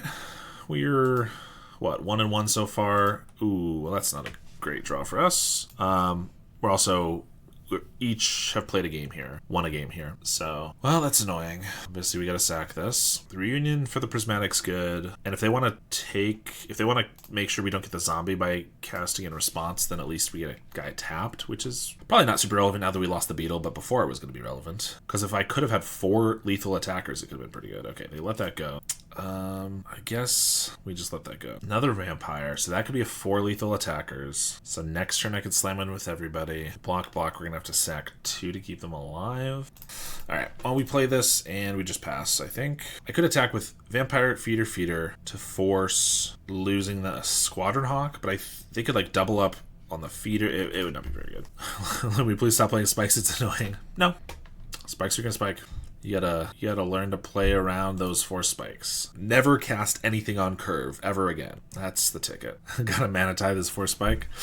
Yeah, that's the way to do it. Fight soft counters with more soft counters. Disrupt is way more annoying than spike. I mean, disrupt when it works is way more annoying than spike, but I think the reason the spike's the most annoying is that it hits creatures, which you generally should feel safe casting because there's no spell pierce or dispel for them. But 4 spike works pretty well. All right, we know they have an idyllic range and 1 unknown, which we're about to know. Thraben Charm? Oh my gosh, they're just drawing all the removal. There's no way I can keep that alive, so I might as well just sack it to this, but I need them to stop drawing removal. Nested Shambler's kind of good. I could hump this and attack with everybody. I mean, I gotta start attacking, I think. So here we go. I was really counting on that 4th creature, though, the 4th feeder. Block those. What if I splash white and run 8 spikes? Oh my gosh, the madman. Anytime I play white-blue, I want to throw in Archaeomancer Ephemerate. That's fair. Doesn't fit in every deck, but I understand the desire. Do this, and then we have to do it again. Yeah. Loki should have attacked last turn. Maybe. The problem is that in order to keep our vampires alive, we have to expend 2 pieces of fodder. So the earlier that we started whenever we start doing this, we start losing. Eating 1 hawk wasn't that bad. We ate 1 hawk for 2 pieces of fodder, and we only have 4 more pieces of fodder with the reunion in the graveyard. And once the vampires are small enough that they can't actually deal lethal damage even if they do get through because I've used up all my fodder, then it's really bad. So I think waiting on 2 vampires, 2 feeders was the right call. They just happened to get the removal that they need. Last turn it was only 1 as your feeder was alive. Sure, that's fair. But I still feel like if they didn't get the removal that they needed, then it would have been fine. Well, we get a swamp. Here we attack. We do the same thing. We lose 2. Yep, Basilisk here. Yeah, they got a Basilisk. They need a second one to do 14. Yes, even a second one wouldn't quite be lethal yet. Sack, Squirrel, Sack, Zombie. And then 1, 2, 3, 4. Okay, so if they draw nothing, we do have 3 lethal attackers. Because the vampires would be 9 power with the reunion token. The feeder could be an 8 power creature. So I just need them to draw nothing for another turn. And I'm pretty sure this beachfront's still in hand, so I think they only have one unknown. If they draw second Basilisk, they would be... Oh, I guess that's Xaxes. Yeah, I wasn't counting the fact that the Basilisk would be lethal by themselves. So you're right. Double Basilisk would suck here, but they drew a gate, so I think that means I should win. Unearth should help too. I mean, I could Fiend, but I'm very sure I know what their card is. So we just get a Shambler here. Pump it. I mean, we already had the lethal, but might as well get, just in case, get an extra guy. So they shouldn't have any way to gain life or anything. Block the vampires. We will sacrifice to the feeder to deal 8 damage. Third Prismatic Ending would be brutal. Yes, but... They were faking us, but we knew their last card because we'd seen it with a Fiend earlier, and they never ended up playing this beachfront. So it would be brutal. I think we'd probably have to go for it in that case regardless, but there's always a chance that I was like, oh my gosh, maybe they did have a different card, but I'm pretty sure they never played the beachfront because they drew all, either they needed an untapped land or they drew all gates that they played. So yeah, the fear when he started tapping, I mean, yeah, definitely the fear is still there, but I was pretty confident that they didn't have it. This is a really interesting one. We need fodder pretty badly, but we have Feeder Beetle, Glee, Stamina. So we find any of our 12 pieces of fodder, 14 pieces of fodder, and I think we'll be in a good spot. Fairy Seer. See, some people play fairies. 2 to the bottom. Unearth's a pretty good draw. I think I just play a beetle because we have 2 feeders, so if they like spell stutter a feeder next turn, I can get the other one down. We have an unearth, so that could still work on a beetle, but this way we can use a feeder or an unearth, depending on what we want. And they're Demir with the ninja, looks like. Alright. Really want fodder here. Nope. So much love for this snuff out decks. Yeah, it is nice having a deck that's pretty immune to it. Although, no fodder here is pretty brutal. My only blocker is this beetle. I could, like, stamina it here. And even if they spell stutter, I could, like, unearth it. I mean, I think I am just passing. Always forgetting feeder can't block. Yeah, definitely something to keep in mind. If your opponent forgets, perfect. Maybe they won't attack because of it. But, unfortunately, you gotta remember it for yourself. 2 to the bottom again with the Seer. They're gonna attack. Well, I'm gonna block. Probably get spell stuttered or cast down here. Obviously, I'd rather make this stamina trade with a fodder piece that would give us an extra trigger for dying, but double-edged sword here. Yeah, true. All right. I mean, again, it's not the best thing ever, but can't let that ninja go rampant. And an augur. They turn up a brainstorm. Come on. Fodder right here would be real good. Stop drawing swamps. I mean, I could play feeder, sack it, like Sadistic Glee, play feeder, sack it, and then unearth it. Almost feels like I might need to do that. I mean, we're playing this regardless. They're only going to have like 3 cast downs usually to kill my guys, so I think I go for the Glee here. I think I wait another turn on the unearth though, but I will swing now. Since he can't block anyway, now he's going to be a 3/3 by just sacking this feeder. So I walk into whatever. They block with the augur. I'm okay with this. I mean, we trade a feeder for an augur, but also when I eat the augur, I get another counter. I mean, obviously, if they have a cast down, then they're just pretty happy with me sacking a guy here too. Don't do math lessons. Maybe they're just okay with it. I don't think there's any reason I need to unearth this now. I mean, other than spell stutter and counter spells, but I just would rather try to save it for more value. They go for the brainstorm. Like, if they have the cast down to eat 1 feeder and they can trade an augur for the other feeder, then, like, I think that's a reasonable trade for them to make. But if they have the cast down, we're already not in a very good spot, so I think us getting a guy that's growing a little bit is pretty decent. Miscreant, okay. Fairy Seer. Okay, so not dead this turn. 2 to the bottom. I guess they brainstorm this turn, so that makes sense. So even if they had any snuff outs that were like burning a hole in their hand, now they get rid of them, which is pretty good for them. Did in fact not have cast down. You're right. Yeah, I can't really attack with the beetle. Even if I bring back the feeder, they could triple block. I guess I'd be fine with that. This would be enormous. I could also cycle the unearth. I'm holding out for it to be good. I mean, I don't think we're in too bad of a spot, but if they find a cast down, we will be. Cycling is pretty tempting. I think I might hold off one more turn. It's just so good if I get like a... I mean, Infestation Sage would probably be my best draw because I love that they're chumping already here. This is great. Killing their guys. I'm getting bigger, so I'm just snowballing more. But like Infestation Sage would grow both of these a bunch, block their guys. If I draw another swamp, I probably will. Depending on what they do. I guess if they pass and don't do anything, I might not. But like I said, I'm pretty happy that they're just chumping this early. They might have a ninja here. Maybe they're just happy to... They don't want to block with both of them. But yeah. Ninja indeed. I would also just love to unearth something that can block, because if we do the feeder, we can't even block the ninjas. Evening, sir. Evening, Big Mac. How's it going? Replay the Fairy Seer. 1 to the top. Rite of Consumption's pretty good, but it does not make this unearth very good. So I kind of think it's time to cycle this. There's the Sage. I'm going to cast it. Could get spell stuttered, but what are you going to do? Brainstorm in response. Big Mac, subscribe with Prime. Subscribe for 2 months on a 2-month streak. Thank you so much for that. Appreciate it. Your Hedron's now got a little blue background instead of a purple one. Going to be shifted through the colors. And yeah, the Sage is great. Now it can block. It can make this bigger. Meow. Is she being that loud? You can hear her. She's all the way in the other room, so I did not realize that.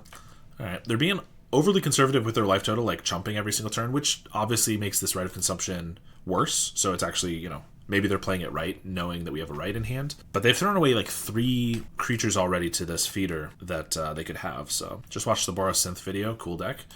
Yeah, I definitely didn't do too poorly with it. Like, I played pretty decently and then got stomped the last couple matches. But I remembered why I don't play Boros Synth that much, though. It was just so slow. Very grindy. Even more so than the decks I usually play and enjoy. Eyeing the Moxite Snacker version, though. Yeah, I do like the Moxite a lot. They block again. The Boros Moxite version, I haven't loved. I tried it once and it just felt like it didn't quite have enough stuff to discard. But I did do like a Jeskai version that was kind of cool that I've been meaning to make a video for, and I just haven't gotten around to it.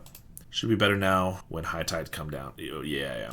More mid-range decks unlocked. I agree. I think it'll be a good time for mid-range, and I'll probably try to brew some more stuff. That's not a bad draw. They have one card in hand, so I think we're pretty good here. Stamina here. Went 7-2 in the Super Qualifier. Moxite, I mean. Oh, okay, I was going to ask if you played in the Super Qualifier, but yeah. Moxite went 7-2. That's pretty good. I didn't realize that, actually. I could have Rite of Consumption here for lethal, but they have one card in hand. Could be a counterspell. I think we're in a good enough spot. I don't really feel the need to do that, so I think we will probably not. Because if they don't have anything, we just win anyway. Yeah, but that's guy which only playing it. That's the only guy playing it, or that's the guy who like only plays that. But I mean, 7-2 is still an impressive showing for a deck like that. Okay, we're against Dimir Fairies. So I'm bringing in Tragic Slip, Spinning Darkness, and a couple Mesmeric Fiends. Take out the Cursed Marauders, the Rite of Consumption, and Nezumi Linkbreaker. That's about right. Goliath Paladin Spice. Oh, this is 4-color, but it looks like it's just Boros with the Snacker. Yep. And then Moxite. You got your Goliath Paladin 1-of. Yeah, this looks pretty sweet. Definitely do need to get back around to it at some point. All right, we have the classic 1-lander, but I'm not going to keep it. Don't worry, Shadeblade. We can't keep it. We have no fodder to sacrifice to this. Also, we're on the draw against fairies. That is the one time I will almost always mulligan a 1-lander. Fairies they can spell stutter you over and over and over and you just die. So it's not amazing, but we do have a Snuff Out. We have a Shambling Ghast. If we get a sack outlet to pick off a fairy, we're on a 6. I think we'll keep it. It's got enough utility. We really need to find a carrion feeder, but I would say pilot factor is quite significant here. Village Rites is perfect. So I can get that down the Ghast so I can Village Rites to pick up a spell stutter. Yeah, pilot factor for sure. If they're the one playing the deck all the time and stuff. But if the deck is capable of getting a 7-2 in a qualifier or something like that, like even if it is, the pilot doing super well, that just means the deck might have some real something to it. All right, we're going to attack for 1. I'm going to play the Beetle. If they go for a spell stutter, I can Village Rites, ping it off with a Shambling Ghast. Of course, we lose out on a trigger by doing that, so I could just snuff out the spell stutter Sprite. I kind of like that, actually. Seeing as we don't have another way to grow the Beetle at this moment, I'd rather keep the counter. And I think I will do it now, because if I just play a Link Breaker, they could have a Suffocating Fumes and eat our Beetle, and that'd be really annoying. So we're just going to do this, and I can't even play something else, another Beetle.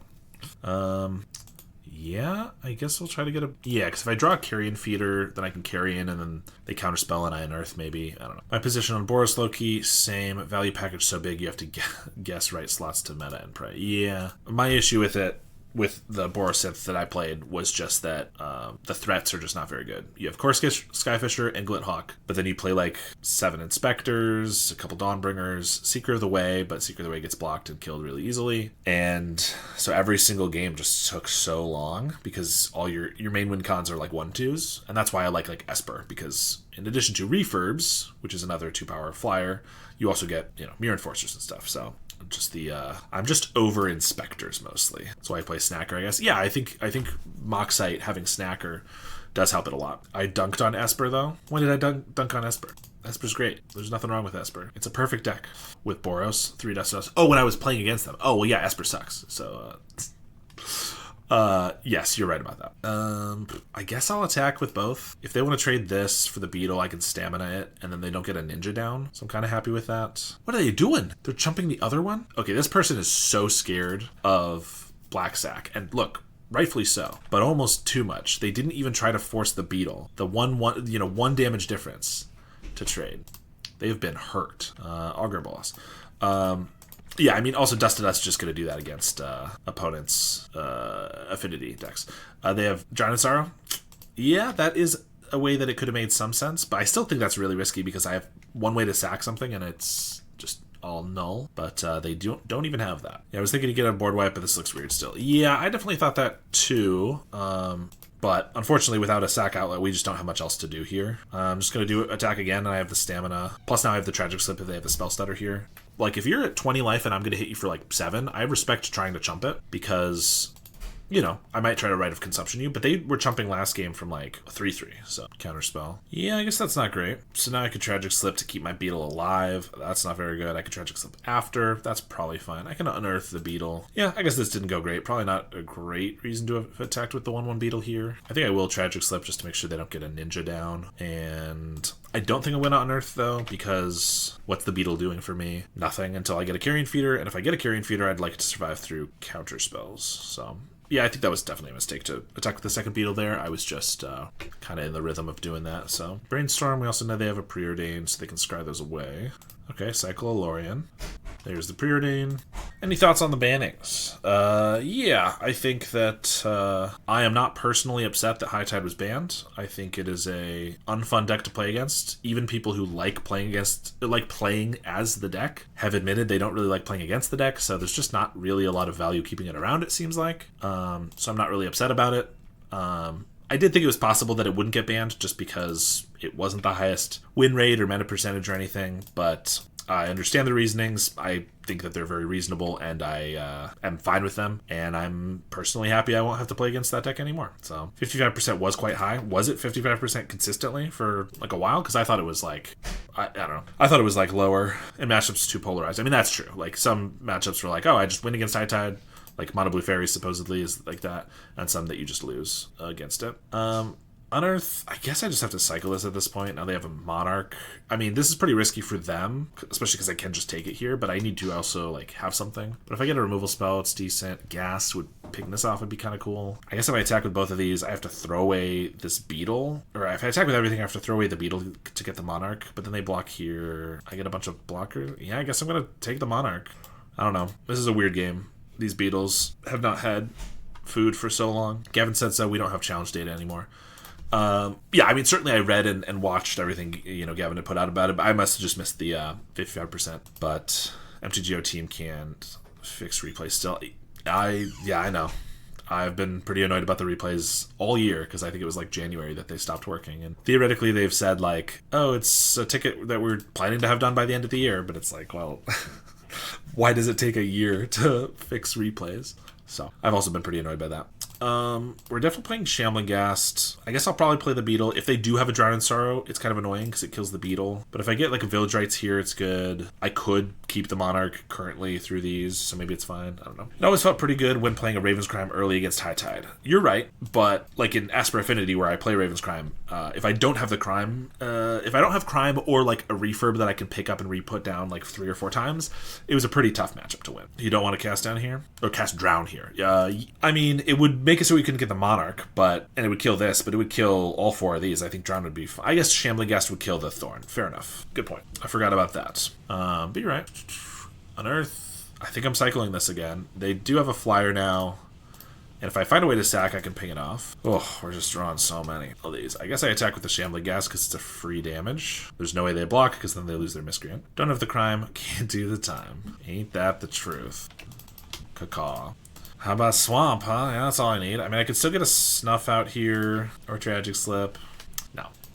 I mean, I could ideally take the Monarch back, but I guess if they do get a Drown now, with a Ninja's a little annoying too. Why didn't he block with Thorn? Because if the Shambling Ghast dies, I get to ping anything for -1/-1. I'd kill the Fairy, and then we keep the Monarch because they don't have an attacker that can get by. Now they might be fine to block, you know, I still would kill a Fairy, but now they have the Monarch, so they probably will block. Spinning Darkness is decent. I can cast that. Okay, so I can attack with everybody. I guess I just kill the Miscreant right here, and then attack with these 3. So if I attack, and they block all 3, keep the Monarch. I can't hit the Thorn, because it's a black creature, unfortunately. We'll see if they have a counterspell or something. Want Spinning Darkness in Secret Lair so much? Is that what SL is? Secret Lair? It would be cool to get a reprint for sure. Can't be reprinted, and we can't have foil. Oh, is it on the reserve list? I did not know that. Okay, they just take it, so that they have enough attackers back. We get the Monarch. I'll play this Shambler. It might get countered. And I could play Swamp so I could have a Snuff out without paying life here, but I think I'd rather just bluff the extra thing. They cast down the Beetle in response, that's fine. I just don't think that they would put any limited format. Oh, with Graveyard Order Matter. Sure, yes, yeah. So pseudo reserve list. We do get the Snuff out. I mean, I'm high enough life total, I don't think I care about paying 4 life, and theoretically they could have a Spell Pierce, but I did think about playing the Swamp so I could have it up. Yeah, that's a good point. I mean, Spinning Darkness is a fantastic card. Really cool as well, but I understand if they don't want to reprint a Graveyard Order Matters card. If they just attack with the Moon Circuit Hackers, I can block and shoot, so they might have to attack with everybody, which means I can get them back for a lot of damage. Why can't it be reprinted? They were just saying because Spinning Darkness cares about the exact graveyard order. Exile the top 3 black cards of your deck, and that's just not something they do at this point. I'm going to block here. I don't think I'm going to snuff this out. I think I'd rather this go for a fairy or a blocker here or something. So technically they could reprint it. It's just, you know, I don't remember the last time they printed a card that cared about Graveyard Order Matters. This game's so weird. Yeah, it's freaking me out for sure. There's a Fairy Seer. And 1 card in hand. They get to scry and then draw off the Monarch though, so that's pretty good. Scry 2 to the bottom. Okay. Go to our turn, see what's up. That's what's up. All right. I'm still just going to cast Life because if they do have a Spell Pierce, I really don't want to get got by it. I guess I don't even need to do this. I don't know why I did it right there. Because I could attack for 4, but I guess I want to leave back a couple guys. So let's just swing with these 2. We get the Monarch again. Ooh, Village Rites is kind of good. I wonder what happens if you mess up in paper with that card. Judge Call, we probably don't. Yeah, I mean, if it gets caught pretty quickly, then you could probably get a Judge Call pretty quickly. But if you just like exile 3 black cards of your choice and then don't remember what order it was all in, it's going to be pretty tough. I would assume if it's not caught almost immediately, it would be one that they just say keep playing. But I mean, it's probably not going to be the biggest deal ever. But if your opponent is playing it and they try to exile cards that are not the top 3 black cards, like, you know, you can call them on it. And it is relevant because you know, Unearth and stuff. Oh, what's the penalty? I think you lose like a hand or something. You know, they chop it off, something like that. All right. I mean, I have the Monarchs. So I probably don't like. They're at 6. I'm an aggro deck. I kind of want to press my, you know, attack. But I just don't think I should be doing that with a Monarch. Spell Stutter Sprite. Yeah, so we get to Village Rites the Shambling Ghast here to ping off the Sprite. MTG judges don't play. Yeah, I mean, you gotta know the rules if you want to keep all your hands. That's like Magic 101. I'm playing it in Gardens, and that's a must to track, sadly. Yep, it certainly is. I mean, unfortunately, any of the decks that play it, that's bad. Any deck that plays it like seems to have some sort of graveyard matters. Like Gardens has, sometimes it plays Blood Fountain. You play Witch's Cottage. You play Tithing Blade. Like so sometimes if you exile a creature from it, this is funny. A creature with the Spinning Darkness, then you won't have a creature for something else. So Extract a Confession, so I lose a blocker, but I still just have 3. Okay, you got me good. It also just makes a bird. It's a top deck, that certainly is. If they swing all out, though, I get to trade here, or block here to eat the stamina of this guy, to eat that, and then chump. Yeah, pretty decent for me. Block, trade, chump, and stamina to make the trade here. They do go up to 9. We get a swamp. They have a bird, and my fiend doesn't do anything. I have not seen a single grower, or I've seen beetles, but I have not seen a single Carrion Feeder or Vampire this entire game, and we're halfway through our deck. I don't think I need to throw out the fiend. Yeah, we're just gonna pass. Turn 11 with Black Sack. I will say we were at turn 17 earlier with Azorius Familiars and ended up winning that game. The first 9 turns we were on 1 land. That was pretty good. But yeah, this is definitely brutal. Let's see, what have we gone through? We've already gone through 1 Snuff Out.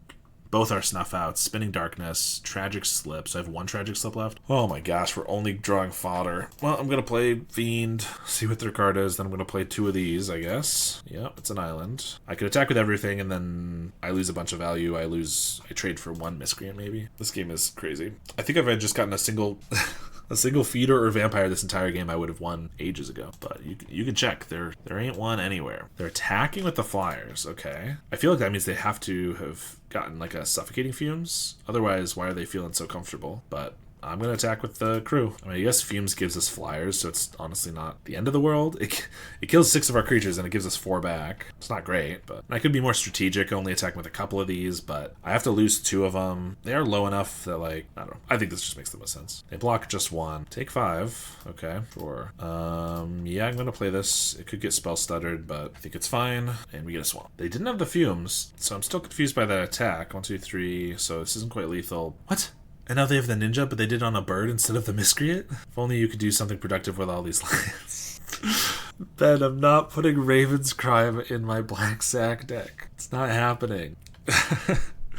Is that your goal, is to make me do that by the end of... at some point? Searching Fumes? Yeah. No, it makes sense getting a ninja down. Like, they're definitely looking for a Fumes. Fumes would be great. I'm going to try to take a Fumes here, but obviously if they have it, they could wipe in response, although then I'd get to permanently kill a thing. Cast down a Link Breaker, sure. But I just don't know why they bounced a bird. And then they have 2 lands, I assume?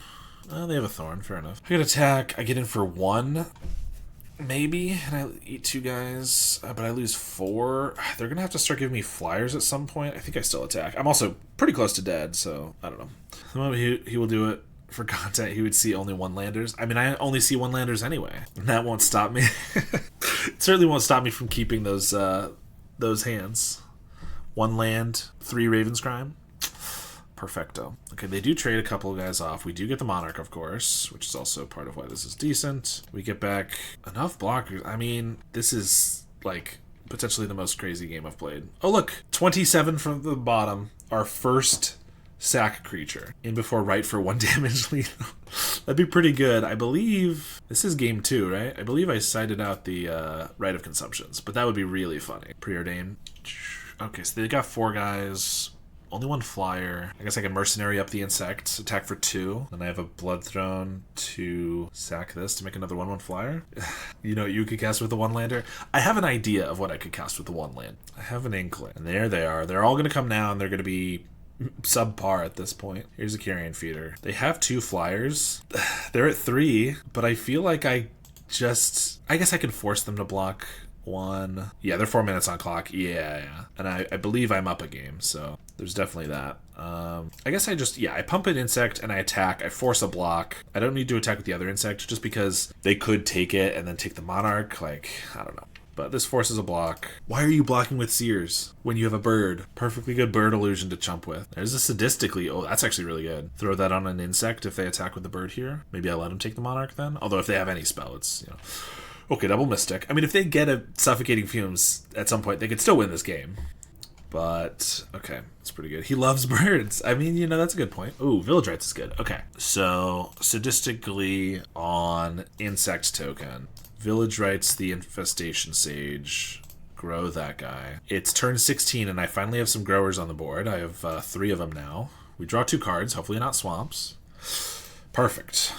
And I should have used the mercenary tokens to pump, but that's okay. I'll attack with these 3. Here they all are, hiding at the bottom of the deck, having a little book club without me. Alright, so they block here with the Mystics. I can sack... Do I have something here? I have a Thorn here. Sack this feeder. I'm just going to sack 1 to keep this feeder alive. I don't care to eat this other Mystic. That's just too much. Too much, man. Now look at the deck humming. Yeah, took a while. I do want to eat this one, though, I think, for this Mercenary. But I don't have 3 pieces of Hunter to sack here, so there we go. And now we get a Vampire. Wouldn't 1 or 2 Escape Tunnels help in those situations? Well, yes. 1 or 2 Escape Tunnels would help in that situation. But the question is, how often am I in this situation? I can tell you this is legitimately potentially the most crazy game I've ever played of Black Sack. So how often? Never. Basically never. Obviously there's sometimes where you're in a board stall or whatever. But the thing is, what... Yeah, but they're not great when they only lands. Turn 17 again.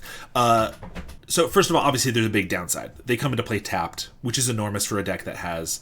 like 32 1-drops, wants to be playing on, and often plays, as everyone in the chat can attest, often plays on a 1-lander. There's very much a reason to want an untapped land. But yes, being unblockable in this situation could be cool. But the thing is, my deck is being really weird here because it took me so long to find my growers that yes, if I now had it to have put on my insect token or my beetle or my vampire, I could have won the game there. But also, as soon as I got these vampires, I'm already going to win this game. Like, unless if they, like, even if they have a Suffocating Fumes now, it's not going to matter. I'm almost assuredly going to win this game. So as soon as I found my vampire, I don't even need the Wedding Invitation, or not Wedding Invitation. That's another unblockable one. I don't even need the Escape Tunnel to win. But yeah, so like top taking an Escape Tunnel instead of a swamp at this point of the game, of course, definitely better. But is it worth having it in your opener when it's your only land? I mean, again, I keep a fair number of 1-landers with this deck. I don't think I would ever keep a 1-lander with an Escape Tunnel. I'm already slow because I have 1 land. Now I don't even get to play something on turn 1. So I'm mulliganing every single hand that sees only Escape Tunnel and no other swamps. So I don't know. People in the chat, in the Discord have been loving 1 or 2 Escape Tunnels, so I'm not saying it's bad. In fact, I have tried it out, but it's been a while, so it might be worth playing again. But one of my other issues with it is it's only great on Vampire, because usually your feeder and your beetle are already going to be big enough that they can't get unblockable from it. And Vampire is, a card in the deck. There's nothing wrong with playing to that card, but it's only 4 of our 12 growers that it really works well with. So anyway, better playing Raven's Crime. Yep, Raven's Crime. This game was over a long time ago with Crime. That may be true. How about a single Baron Moor as an 18th land, maybe in a Beckoner build? Yeah, I think that the 18th land is more worthwhile in a Beckoner build for sure. I think that Baron Moor... everything I said about the tap land is still the case. If I have a 1-lander and it's a Baron Moor, I'm probably going to have to mulligan that hand every single time, no matter what else is in it, because you just cannot come back. A 1-lander is already so tough that if you're skipping your turn 1, essentially, it's just not worth it. And it's good in those late games, but generally I've found that 17 lands gives me a good chance to not flood out while giving me the best chance of having the right number of lands. I think a Baron Moor would be fine to try, and as I was saying earlier, now that I've established my new Black Sack stock list, I'm certainly going to be experimenting with some new cards again, trying them out. I already have some ideas for different lists to try, because the decks are always evolving, especially with the meta. There's definitely stuff to try. So I probably will try like a Baron Moor or an Escape Tunnel or something at some point, but it's just not what I'm on at the moment. Just going to start with a feeder, and I think we're just going to snuff out the Delver. Could be real problematic. Rather not have to deal with it. Another Delver. Swamp. I'm going to play a Beetle and swing. I guess if I swing and they block, I have to either trade the Beetle or the feeder for it, but I think they probably won't block, and if they do, I don't know, I think I'm probably fine with one of those trades. They go for a Mental Note. Hit 2 spells. Demon Furior. Exactly what I don't like to see. Our guys are only 1/1s at the moment, but once we grow them at all, Demon Fury is just pretty brutal. They do miss a land drop. Fortunately, that's all we're drawing. This one's not looking too great for us. They swing for 3. Alright, we get a Shambler. It's good. Probably just eats a counter spell, especially because they're going to know that we just drew it, because I would have played it earlier. But I think we got to try it. If that gets countered, maybe I Village Rites one of these two. They let it go. That's surprising. Swing. If I sack this to grow these a little bit, then they use Demon Furior. If I Village Rites, it probably just gets countered here. Let's just pass. They swing for 3. Infestation Sage is kind of nice. Can block the Aberration. Let's cast that, see what they want to do about it. So if I just sack it before they go to attacks, then they can Demon Furior the token. I could Village Rites the Shambler now. I guess what happens if I Village Rites this and they counterspell 1, 2, 3, 4, 5, 6, 7, 8, 9. Plus I could have a 6/6 Beetle, but I'm never gonna Rite of Consumption when they have Spell Pierce and Force Spike up. So let's just swing, pass again. So I could block here with the Insect. That buys us a turn. If I Village Rites here, yeah, I think we'll do this. Village Rites, then try to block. See if they want to counterspell or dispel this. They do. Block and sacrifice. They pass. So this is 5, 6, 7, 8, 9. If we just try like a Stamina that could draw out the counterspell and then Rite of Consumption, that would be pretty good. We get to hit for 6 here. It's not the worst, just not quite what we're wanting. They Brainstorm, so that's going to make the Demon Furior 1 mana. Probably going to use it on the Feeder. The Beetle's bigger, but the Feeder's more problematic. They Mental Note. They hit 2 Demon Furiors, so they got rid of 1. Isn't Demon exactly what you want here? If they just double Terror, then I could just keep killing with Rite of Consumption. If they only do 1, Spell Pierce isn't going to do it. I think I can get him here. They attack for 3. I assume this is gone. Village Rites. I could just sacrifice. Boom, boom, boom. This is a 6/6. Throw it. It's probably good enough, but I think there's no reason to start with that. So I can just attack with the team. They block here. I sacrifice. They hit for 4. Then Rite of Consumption for 2. And just theoretically, if there was a counterspell here that I'm not thinking about, then I at least have a Village Rites to maybe salvage. But there was not. Okay. I guess they could be playing a main deck Envelop. I'm just not expecting that, really. Alright, so as before, we take out Rite of Consumption, Sadistically, Shambling Ghast, and a couple Infestation Sage, and resubmit. Alright, we have Marauder, Tragic Slip, Snuff Out, 2 pieces of card draw. We're on the draw, mulligan. This is not the best hand. It's a 1-lander. We do have card draw, but not a lot of proactivity with feeders and things like that, but triple removal, so we're not going to die to a Delver early or a terror later, ideally. I don't know, I think we're going to give it a go. Ideally, we can slip in a Village Rites when they tap out at one point, and then we can draw into that sweet, sweet swamp. Start with a Ponder.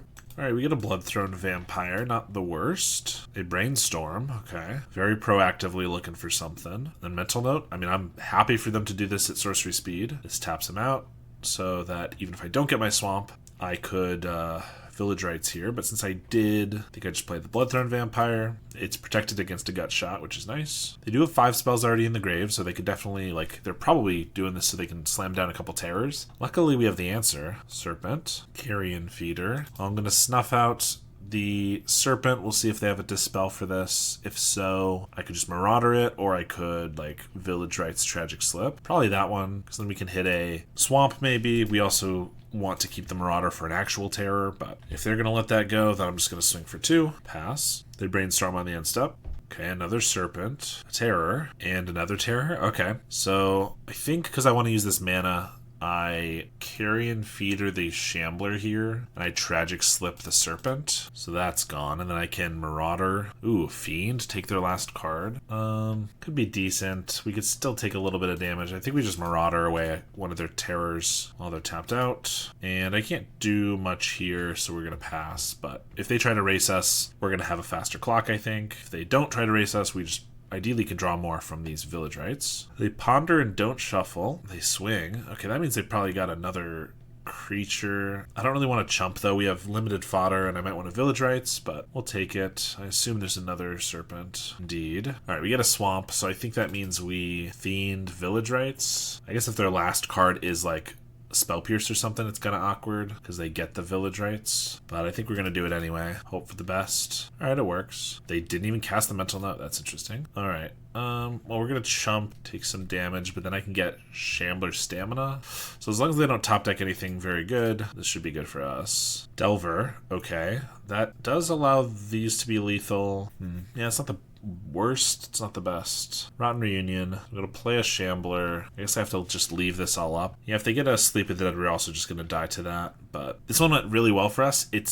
And we could definitely win this one, but the part where it went bad was that we just haven't gotten enough fodder. We got 2 Shamblers, and that's basically it. We got a lot of removal, we got 2 Growers, some card draw, but not enough fodder to really chump as much as we wanted. They do flip off a counter spell. Yep, that's annoying. Okay, so they're going to counterspell the Stamina probably. Then I Rotten Reunion. So I have to block both of these. So block like this. Stamina the Shambler. Yeah, that's going to eat the counterspell. That's fair. So then if I Rotten Reunion, I could sack those 3 to grow this and eat this guy. But we're still just dying to this. So I could just sacrifice 1, 2, 3. That's 6/6. I took out Rite of Consumption, so there's no way I could just win off of that. So I need to find more fodder, more interaction. So I guess I had Rotten Reunion, whatever away. It doesn't really matter. Sacrifice all 3 of those to grow the vampire, eat this guy. And then I need to find a Infestation Sage or a removal spell for the Aberration. Otherwise we're going to die. I guess I could sack the Carrion Feeder here because it doesn't block. Very real possibility. But I think I'd rather keep it around.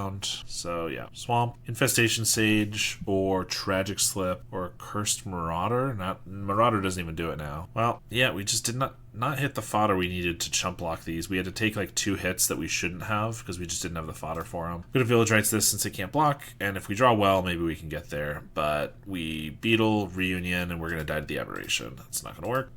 Well, this is another one kind of like last time where it's just a whole bunch of interaction, but the Spellbomb on turn 1's decent. That can make it so that there's not a terror for a while, and the Marauder can eat a Delver if they just play that. Ponder. They didn't shuffle. Play the Vampire. They pass. Play a Shambler and a Sage. Those are good. So, I mean, we can just start beating down for 3 damage every turn. Not bad. Once they start building up to Graveyard, we can Spellbomb. I mean, if they double Thought Scour here, they hit a Delver, so I don't have to be worried about a terror unless they go with another one. Okay, Brainstorm. So that's 4 spells. If they play an island, they could play a terror, but that means they're tapping out. Then I can Spellbomb them, and I can also get a Marauder down. So I'm totally fine with that. If that's how they want to spend their turn, I'm going to let them do that. They start with a Thought Scour. 1, 2, 3, 4, 4. So they know the top one. So this is probably going to hit a spell at least. Sleep of the Dead. Okay. So if they go for a terror, now I'm going to Spellbomb because I don't I do have 2 Accursed Marauders, but I don't actually want to deal with 2 Terrors this turn, because unless I draw a Swamp, I won't be able to, which I did. Know about that. And a Delver. Okay, well, I guess I have to double Marauder anyway. Wow, triple Marauders on the table, sure. Well, I'm going to sack this, and then I'm going to sack the Infestation Sage, I guess, just to keep one of these around for a couple extra damage. Well, 1 extra damage. But also it makes this guy, so could be a couple in the long run. Swing for 2 and pass. Brainstorm. Demon Furier, the insect token. Interesting. I guess I'll sack it. Doesn't really matter unless they go for like a gut shot, but I could do that in response. I guess they just wanted to use it while they can still hold up counterspell off the Brainstorm. I don't know. We're going to swing for 4. 1, 2. I just don't think I'm going to cast anything. I don't want to cast a Shambler. Even just that could let them counterspell and then get a Terror down. We're pushing plenty of pressure this way already. They play a land. If they want to cast a 5-mana Terror, they're allowed to do so. Gut shot the Marauder, sure. I'll sack it. Another Shambler. Swing with the team. Still think I'm just going to pass. They only have 3 cards, so maybe I cast these because if they do counterspell both of them, all they could have is 1 Terror, and then Marauder's pretty decent, but they play an island. They're going to have 3 cards left here. Thought Scour. Counterspell Dispel they put back? That's crazy. I mean, I assume they kept a Serpent, but maybe they kept 2 or even 3. Or maybe they just still have a Counterspell up. Another Vampire. I think I'm going to play the Vampire. If they counter this, then I can Marauder them. If they don't, then I just have 2 creatures that they really have to deal with, but they do. I'm going to play that. Sack the Shambler. We lose the damage this turn, but again, we get another guy here, and we already have 2 Shamblers for like a stamina off the top or something. Another Serpent. I assume that's the other card they kept. They top-decked something random, probably. Carrion Feeder. Well, now is the time to just cast everything. If they want to counter any of them, so be it. They have to block the Vampire. I sack 1, 2, 3, and it'll eat this. I think that's probably worth it. Shambler, Squirrel, and I think just this Squirrel, even though it's about to hit them, because I don't want to sack this Shambler if we don't have to. Alright, so we have lethal next turn if they have enough. Mental note. Alright, we're able to take down that last match. Well, got a nice 4-1 with the deck. This was the second 4-1 that we got in this stream. Obviously, a little sad missing 2 trophies, but 4-1's nothing to scoff at all. As always, I'm very happy with this stock list. The Snuffouts have just been absolutely incredible. I love the Supernatural Stamina, of course, comboed with Shambler, but I really like Unearth too. It's just really powerful against these counterspell decks where you can just like cast one of your 2 drops and then they counter it, but then you can just get it back for just a single mana. Sadistically always proves to be really powerful against Coggates, as we saw. And yeah, the couple Shambling Ghasts. If fairies are dying off, you know, maybe they're not as important. I haven't seen as many fairies, elves, or White Weenie around recently. Those 3 and Red Rally are the reasons to play Shambling Ghast, so maybe they're not as necessary if your meta doesn't have them. But in any case, I think this deck works super well. Thank you very much for watching, and I will see you all next time.